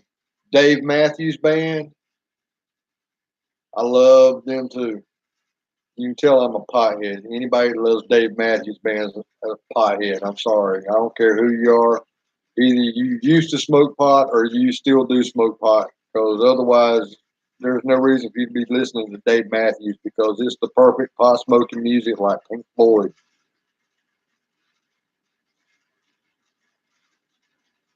Bread, I remember Bread. And I bet I remember one that'll blow your mind. The Bay City Rollers. That was the first recorded music I ever. My older cousin Jerry gave me an 8-track of the Bay City Rollers. And that was the first recorded music I ever had of my very own. And all I had to play it on was a phonograph that had an 8-track player on it. And it had the little 4 sections. And if you wanted to hear the same song again, you had to go through the other, push the button to skip the other 3 sections, and then go back to the one you were on and listen to all the other songs till it got to the one you wanted to hear, because there was no fast forward. I wish kids today had to listen to 8-tracks for at least 1 year to understand how we grew up. I wish they had to watch MTV that played music videos to understand how we grew up. I can tell you the name of the first video ever played on MTV. Video Killed the Radio. I can't remember the artist, but I can remember the name of the song. Video Killed the Radio. Oh yeah, the Boss Tones.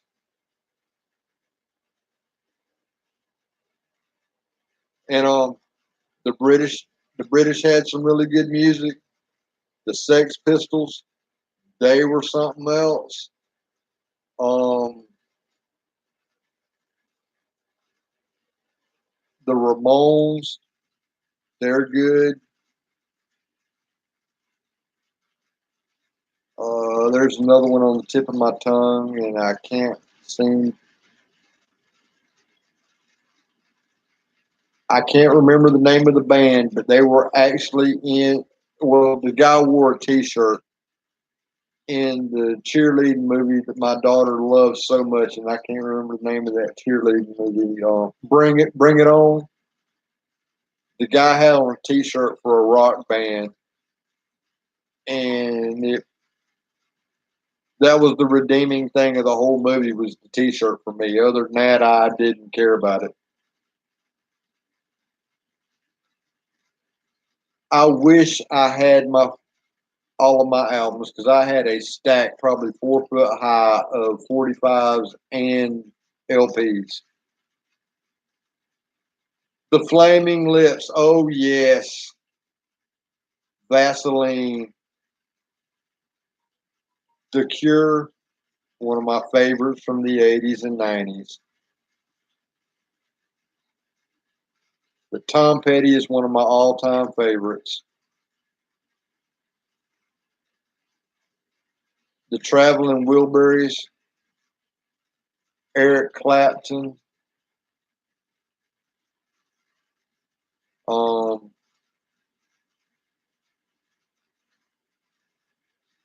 Most of the guys that were in the Traveling Wilburys, their bands were amazing. I didn't cry, but I went on a binge of Tom Petty music. But now I'll tell you, one of my all-time favorite bands is REM. I love REM. Their older music was, shiny, happy people, all that, upbeat and all that. But once they hit their stride and then they started to be more outspoken against society, and they came out with uh, Everybody Hurts and songs like that, that's whenever I really got into it. That darker music, because at the time, the country was just coming out of the first Iraq War, and the economy was starting to go down before Bill Clinton went in office, and social society was starting to break down, and they were seeing it ahead of time. And Michael Stipe is just an amazing, amazing songwriter.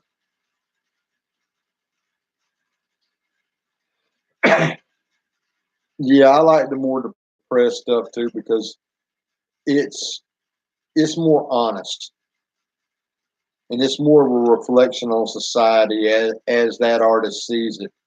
This happy bullshit crap, no, they're just shooting a load up your ass. Nirvana, I like them. I like them a lot, and they were dark music. And uh, Depeche Mode, I like them. Pearl Jam, Nine Inch Nails.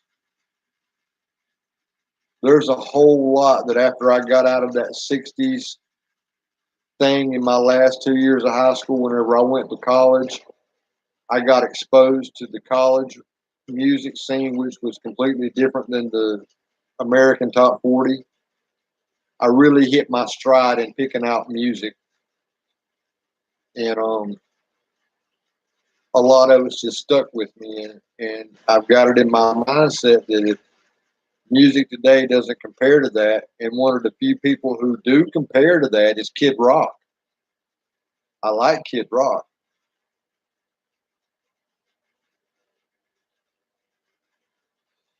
Because Kid Rock's very open and honest, and he's a storyteller about the way society is today as he sees it. And I mean, versatile. I mean, he can rap, he can do rock, he can do country.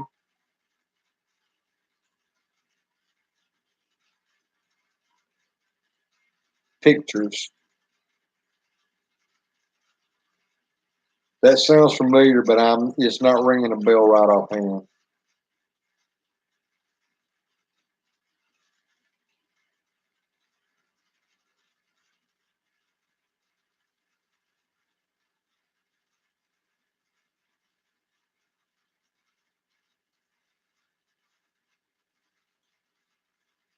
And I like Paul Simon and Simon and Garfunkel. Um, James Taylor, I like him. Brad Paisley's just got happy ass damn music. Sheryl Crow is good. I like her. And there was a female artist I was thinking of. And then you brought up Sheryl Crow and Edie Brickell and the New Bohemians. Yeah. Now that's why it was ringing a bell. And Edie Brickell is actually married to Paul Simon. And she's probably 30 years younger than him. But the second album of hers was okay, but Shooting Rubber Bands at the Stars. I love that album. I liked it. You know, and Carly Simon, I like her. Coming Around Again is one of my favorites. And she was married to James Taylor, and he's one of my favorites. I like folk singers. So needless to say, what's his name that won the Nobel Prize for poetry?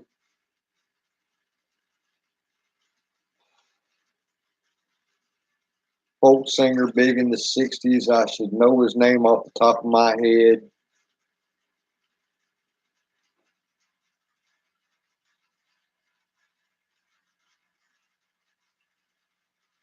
Sang through his nose, of all things.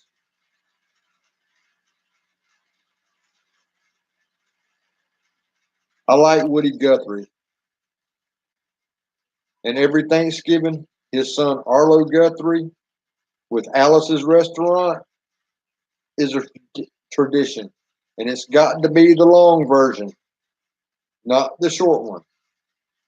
Because I want to hear all about those 8x10 black and white glossy photos and those implements of destruction and the trash at the bottom of the hill. I want to hear the whole story. Maisie Starr, I've heard of, but I've never really listened to, so I couldn't tell you whether or not I like her.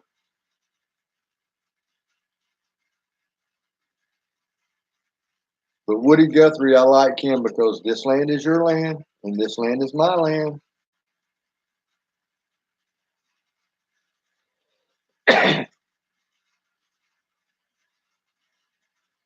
I'll definitely have to check her out then.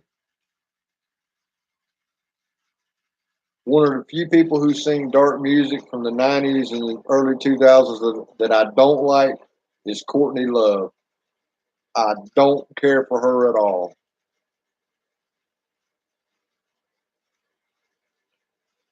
So what did you think about the Woolly Swamp?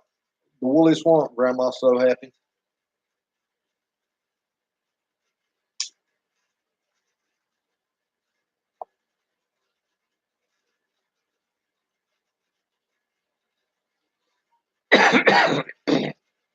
I mean, what's not to love about Charlie Daniels? The man doesn't give a damn. He says what he wants to. He does what he wants to, and he's got good music. Just like Leonard Skinner. I mean, he's right up there with them.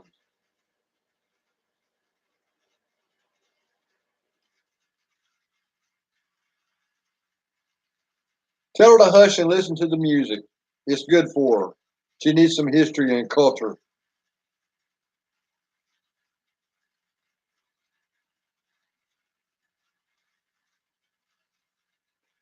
Oh no. Well, if I don't see you post anymore, I'm glad you stopped by, and I've got to work till 10 tomorrow night. I don't know about the rest of the week. So if I do any more of the live streams, they will be scheduled for like 10:45 or 11 o'clock.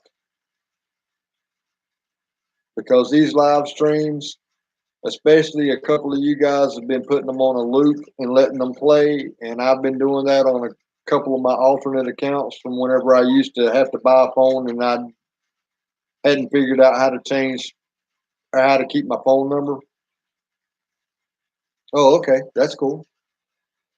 But I've got 3 YouTube accounts, and this is the only one I post content on. So every other day or maybe twice a day, I'll switch between the other accounts whenever I go outside to work, and I'll let a playlist play and get watch time because I might not be getting the subs, but I've noticed I've been getting a lot more promotion by YouTube because they're seeing this time go up. All this watch time, they promote my video more. So I got 2 subs today, and then you said you got dropped by YouTube, and now you're back. So technically, I got 3 subs today, so I should be at 125. So maybe with all these people putting these live streams of mine in my playlist on loop and letting them go. And me doing that, well, I do that every night before I go to bed. I'll put on one account and let it, and just hit play all. And when I wake up in the morning, it's still going. So, there's 8 more hours of watch time that I've got. And YouTube's been promoting my videos a lot more, and I'm getting a lot more click-through rate. So hopefully more people will soon start subscribing, especially now that spring is coming and they'll start seeing the garden and more of that stuff and projects as I'm able to get outside because the weather's clearing up and the rain's going away. And hopefully I can be monetized by the end of the year, because I'd like to make just enough money off of this to pay my power bill every month. I'm not looking to get rich. Pay one bill. That's all I want. Power bill, my car insurance, or my power bill, cable bill, something, or my gas money, just a little something.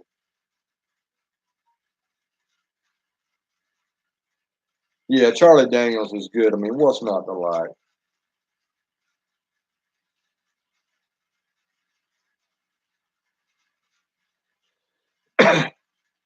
And on top of it, live stream's not only good for making just video your cats.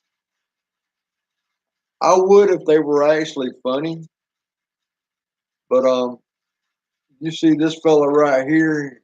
This is what he does all day.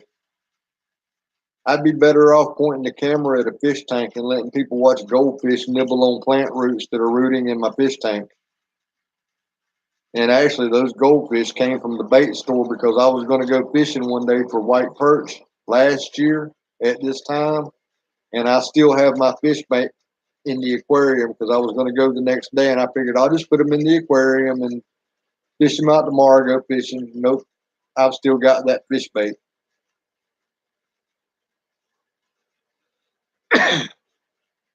But plants that root very well in water, I've got my filter set up to where I can just put those in the corner and move the filter over and hold them in place.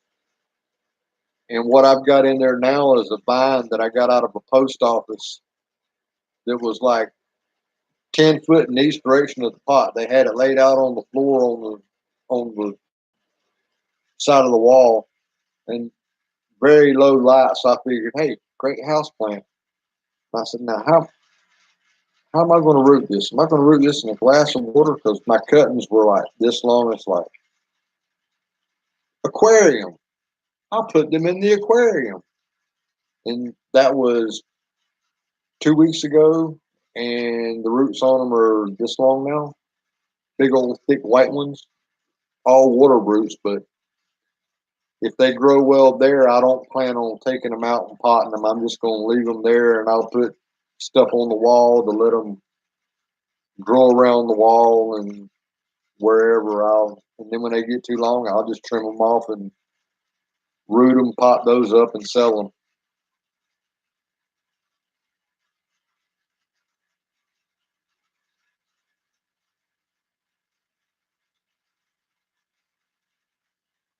Oh yeah, I used to take anything that rooted in water easily, and I would always use the water out of my fish tank because it's got low levels of nitrogen in it, and it really stimulates them. And this old boy right here used to drink out of the aquarium all the time, so I never had to change water because he always drank enough that all I had to do was pour water back in. I called it his kitty Kool-Aid because he would drink water out of that before he would a dish on the floor. And now him and the other cat, I forgot to put the water dish down one day, and I was in a hurry to get to class, and I left him in the house. And when I got home, there's cat tracks on my toilet seat. So he learned how to drink out of the toilet bowl and taught this one how to do it. Not fun having to wipe cat tracks off your toilet before you can sit down just to use the bathroom. But I got his little ass.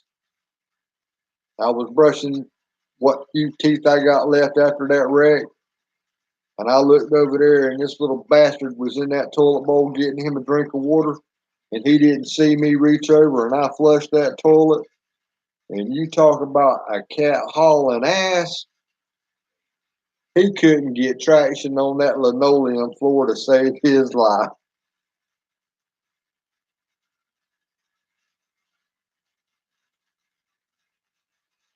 I like 40s music too. Glenn Miller is awesome.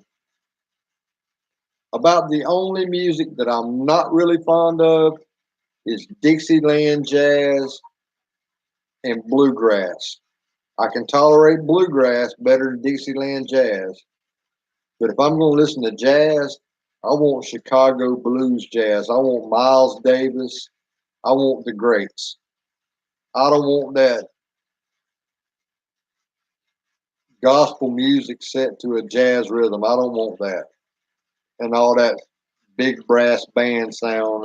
No. Give me Miles Davis. Give me Kenny G on his saxophone. Give me real jazz.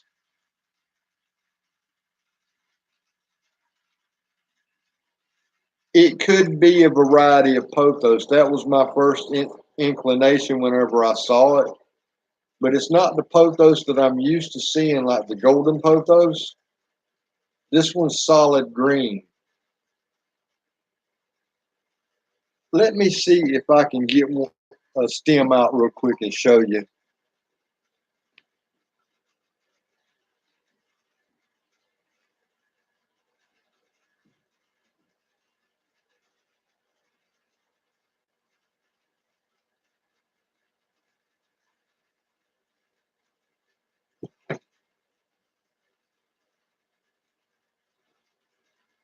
I'll just grab the whole bunch.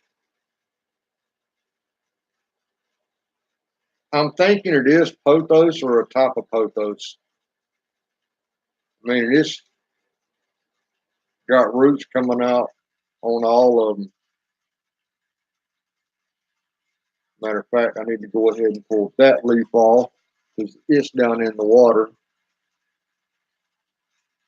All the rest of them are dry, so I'll go put that back.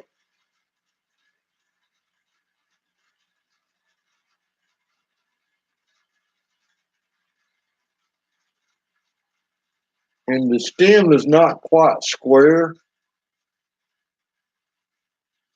Uh, it could be variegated. It's got some white blotches, but for the most part, it's all solid green.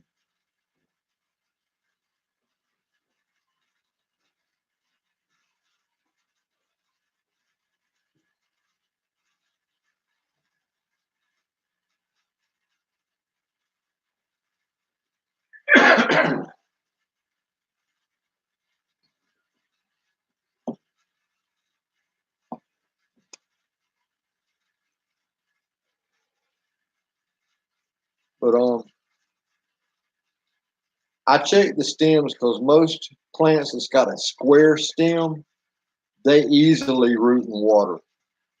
Things like lantana, stuff like that, it's got a square stem and it'll easily root in water.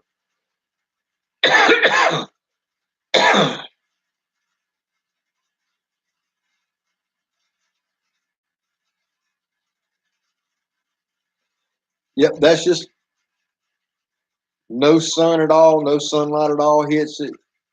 It's on a wall that has a window 3 foot away from it that faces west, but it's in the corner 3 foot away from the window. No sunlight at all hits it. And it's been there for maybe 3 weeks now.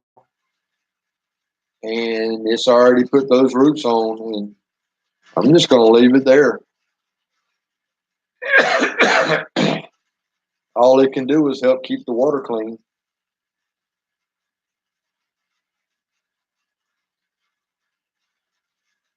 And it's a whole lot easier than trying to get those water plants that you can buy at the pet store with the rock wool around them. It's a whole lot easier getting that to grow in that tank than it is to undo that rock wool and get those down in the substrate to where you can't see the rock wool. And but I do watch some of those videos on YouTube where they've got the aquariums and how they go in and plant them. Man, those are some cool ass videos. The way they do it. These guys have got some mad skills when it comes to planting an aquarium with live plants and how they fill it up with water. And then they show you the progress over a series of weeks and months until it's fully established. Beautiful, beautiful stuff. I mean, things that make me want to buy an expensive camera just to take pictures of.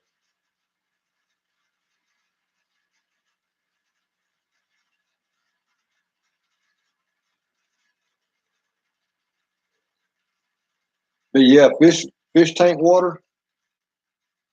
I order a lot of plants with that.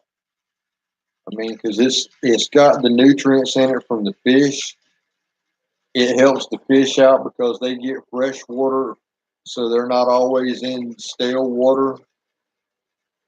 Whenever I get the opportunity, I'm going to put a pump in down at the pond that's on my property, and I'm going to use it to irrigate my garden instead of well water because it's got so many nutrients in it that it's a way better solution for growing a garden than just well water.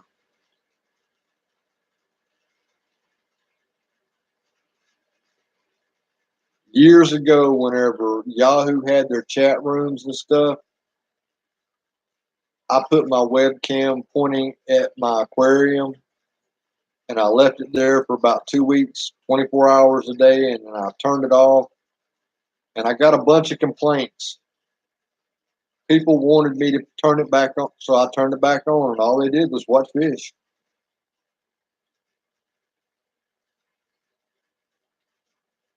I mean, they say watching fish lowers your blood pressure. I can believe it because at one time I had 9 aquariums set up. I had fancy guppies, feeder guppies, African cichlids, angelfish, which are South American cichlids. I had Oscars, which are South American cichlids, all in separate tanks. And then, I had the fancy guppies and the feeder guppies just to feed the other fish. But aquariums can be addictive, and it's like when I used to drink beer and I'd get off work, I'd go sit on the back steps and I'd watch the chickens. Fish and chickens are a lot alike. They're interesting to watch and they calm you down. But I sit here and I watch my fish. I got 2 fish in the aquarium right over here. And somebody asked me how come I had an aquarium with cinder blocks in it. I've got broken cinder blocks because I was going for the apocalyptic urban scene where the buildings are blown apart and all that. And I still haven't finished putting sand in the bottom. I've just got the pieces of cinder block in it now. And it's like, no, there's fish in there. I don't see any fish. It's because they're hiding. Go look. And he went over and looked and like, yeah, you got an orange fish and a blue fish. I'm like, yeah, those are $10 a piece fish. Those are African cichlids.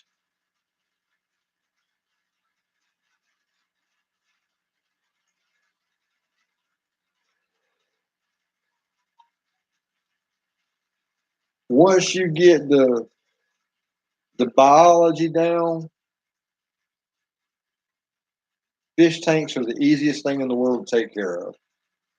Now, saltwater aquariums, a little more work involved.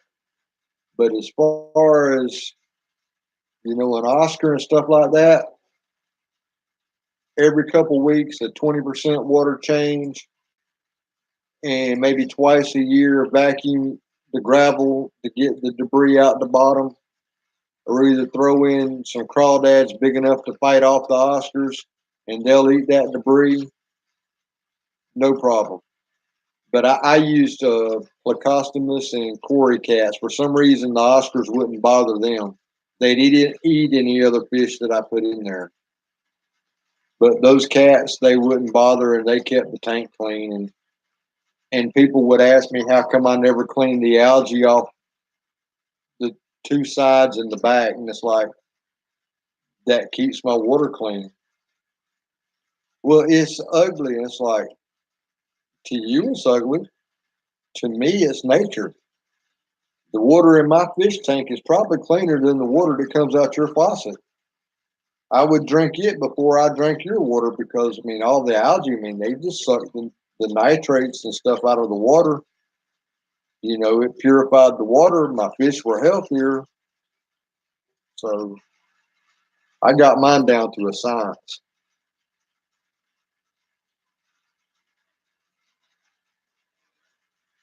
I've never had an Oscar get that, but I've heard of it. There were once or twice where I got slight cases of ick, but I got those treated real quick. And yeah, cleaning them too much can be harmful to fish. But then again, I'm one of those people that I'll set my aquarium up and I'll actually pee in a cup, pour the pee in the water, let it set for 2 weeks, and then I'll go get a fish and put in there. That way it gives that bacteria time to cycle and build up a colony and start converting the urine waste of fish from nitrite to nitrate. That way it doesn't poison them. And I lose very few fish.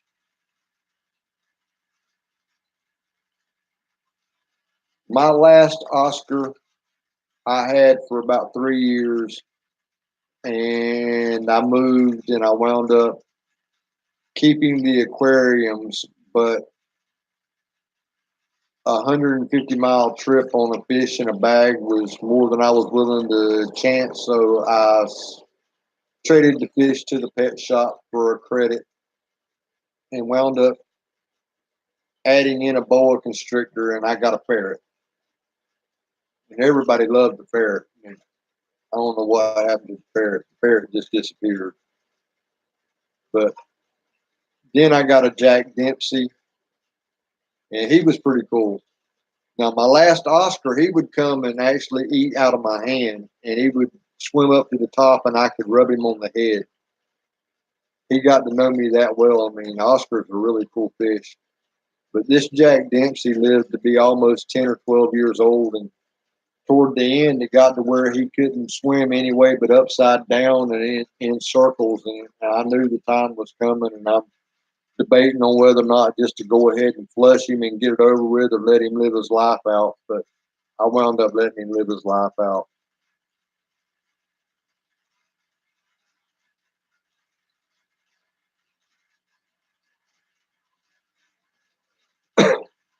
Yeah, my last Oscar I got as a fry, he was like that.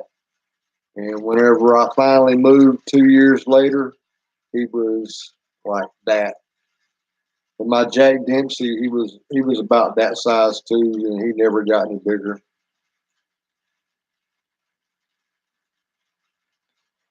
No, I decided to just let him live his life out. He didn't seem to be in pain. If I'd have thought he was in pain, I would have taken him out the tank and just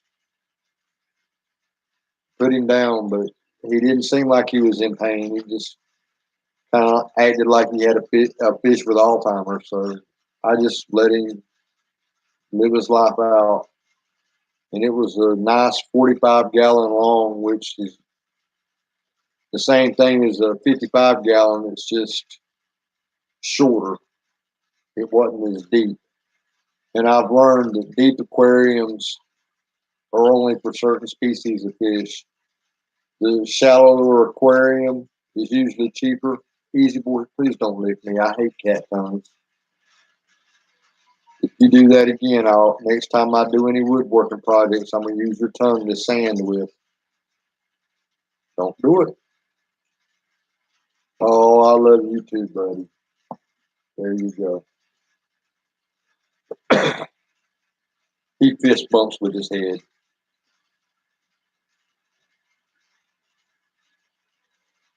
Oh yeah, you can get attached to a fish just like a puppy.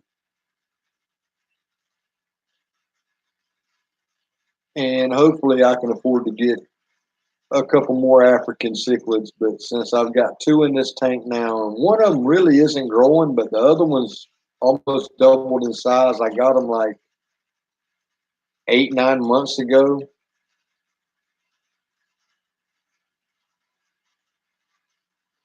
You have a fish on your lap?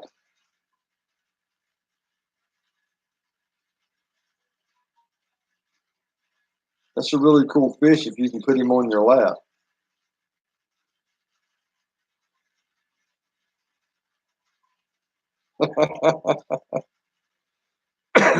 But if I get any more African cichlids to go in this tank, I'm going to have to reach in there and totally rearrange all of those blocks.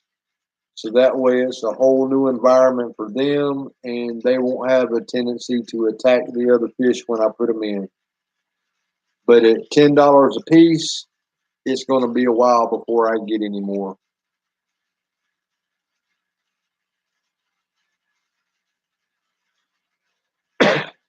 And I don't even buy new aquariums. I go buy old ones. I go to a pet shop, not the name brand ones, but the mom and pop ones, and I'll ask them, "Hey, you got any used aquariums?"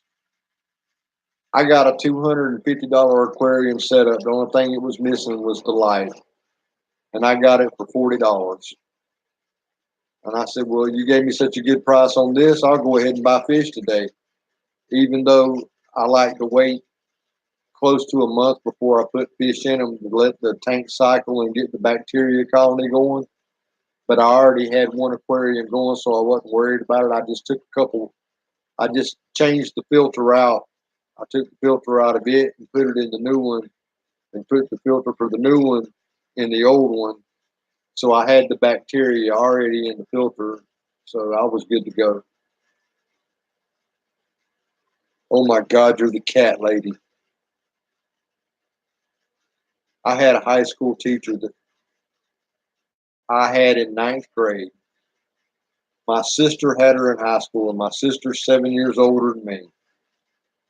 My mom had her, and my mom is 75 this year, I believe. My dad's 86, and my mom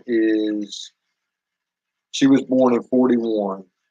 My dad was born in 33. My dad had this lady. My mom had this lady. She hated my mother because she married my dad because my dad was her favorite student of all time. My sister had her, so she loved my sister because my dad loved me because of my dad. We could do no wrong. But everybody thought she was a witch. And she had 97 cats when she passed away. She would go to the local Dairy Queen and another restaurant in town every evening, and they would save all the leftover chicken and hamburgers for her, just the meat, no butter, nothing like that, for her to feed her cats.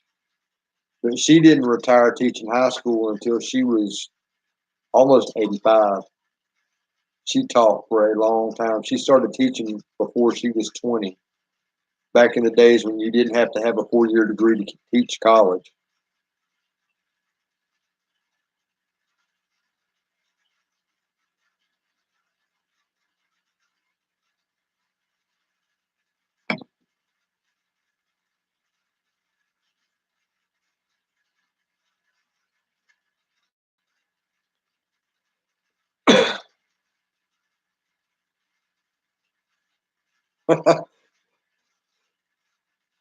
Goal. When I say goal, it's probably because Sale Kitty done got kicked across the room and he went between the legs of the chair. I've only got the two cats, and I think I'm going to rehome Sale Kitty because he's I'm not going to be able to afford to fix him, and I can't find anyone that's brave enough to hold his front end while I neuter him. So I'm going to have to rehome him because I'm not going to have him terrorizing Easy Boy here. Easy Boy is king of the castle, even though Easy Boy still outweighs him by about 10 pounds and still puts him in his place every now and then. Because Easy Boy is not much of a play cat anymore. He's out of the play stage. He's too old for it. This cat wants to play too much. And every once in a while, Easy Boy will you'll hear a thump, and you'll look over, and Easy Boy's got him down by the neck on the floor. And that little cat's just trying to whip at him with his hind legs like cats will try to do, spank him. And Easy Boy will flip him back over on the other side, and he'll spank the crap out of him, still holding him by the neck. And this little cat's so stupid, he'll come back for more.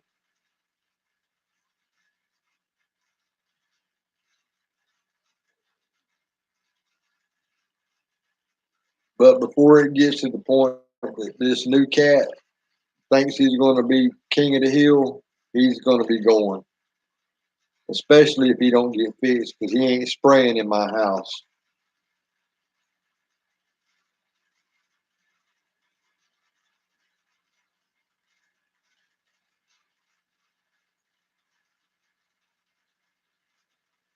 You too, Grandma, so happy. And I'll try and remember to always put up a notice when I'm going to do a live stream in the afternoon. And then an hour or two before I go live, I'll try and do it again. That way, if you miss it in all your subscriptions, it'll pop back up.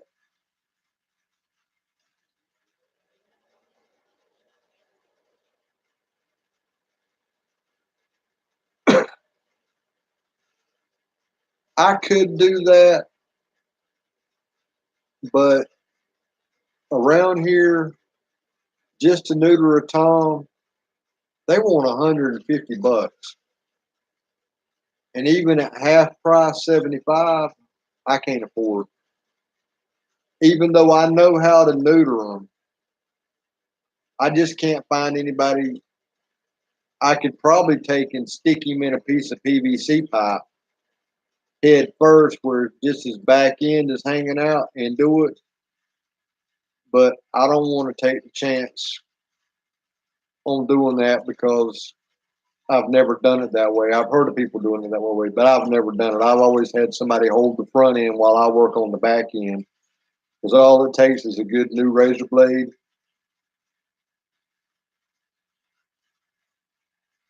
All right. Good night, Elizabeth. But if I can work out something to where I can get him fixed, I probably will keep him.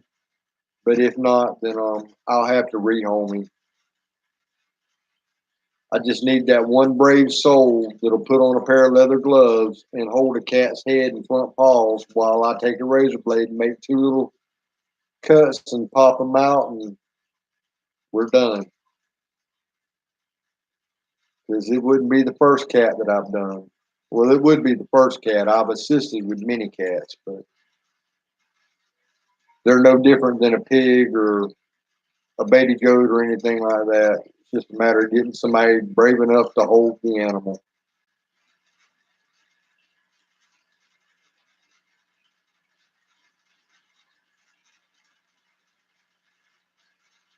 But I'll definitely try and keep notices put up, at least 2 on the days that I do live streams, so that way you guys will know. And I really do appreciate you guys. You don't know how much. I've learned a lot tonight, and I'm probably going to try and dehydrate some cabbage tomorrow, the way Grandma's so happy recommended. And next time we talk, we'll talk again. So you have yourself a good night, and I hope tomorrow is just as pleasant as the chat we've had tonight is. So if you don't have a good weekend, slap somebody, because if you don't have a good weekend, nobody deserves to have a good weekend. That's my theory on it. If I'm not happy, nobody ought to be happy. And I try to stay happy, or at least as best I can.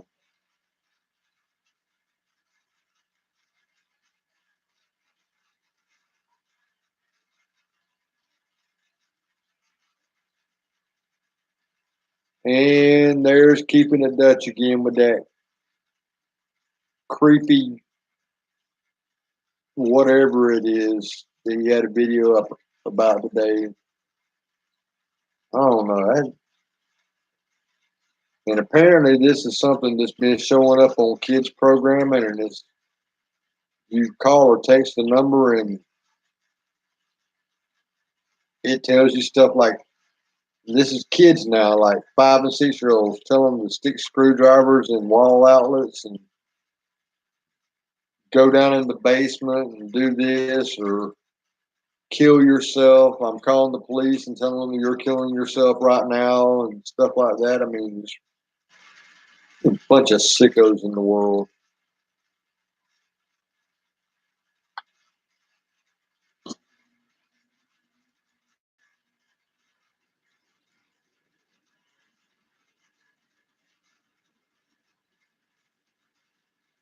I don't know what's wrong with the world these days.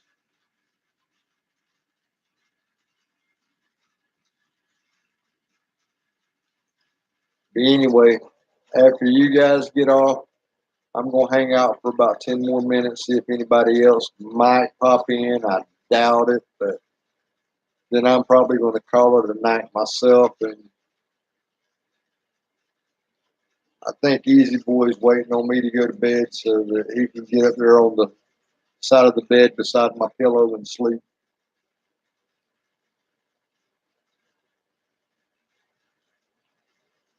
He's been doing that for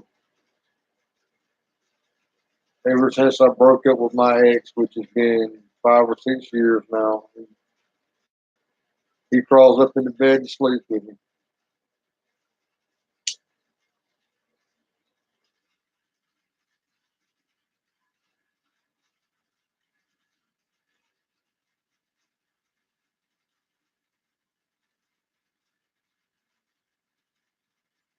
Buddy, I know. Y'all know you're tired, but you're going to have to quit going out and hanging out for 3 days at a time. If that little rascal out there gets on your nerves, just beat his ass like I told you to. I've helped you a couple times,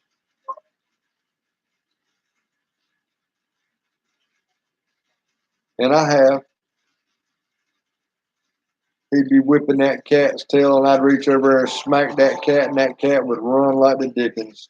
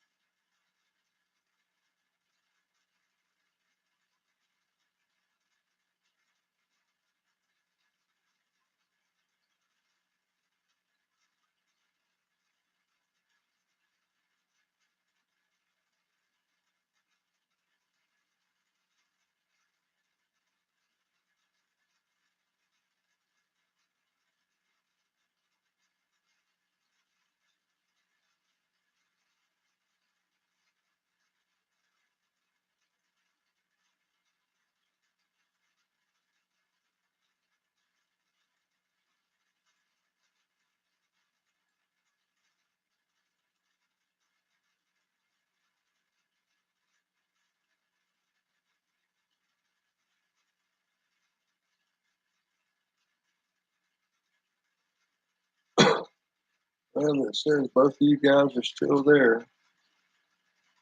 You're probably doing other things, so as long as you're on the screen, I'm leaving it there because that's twice the minutes.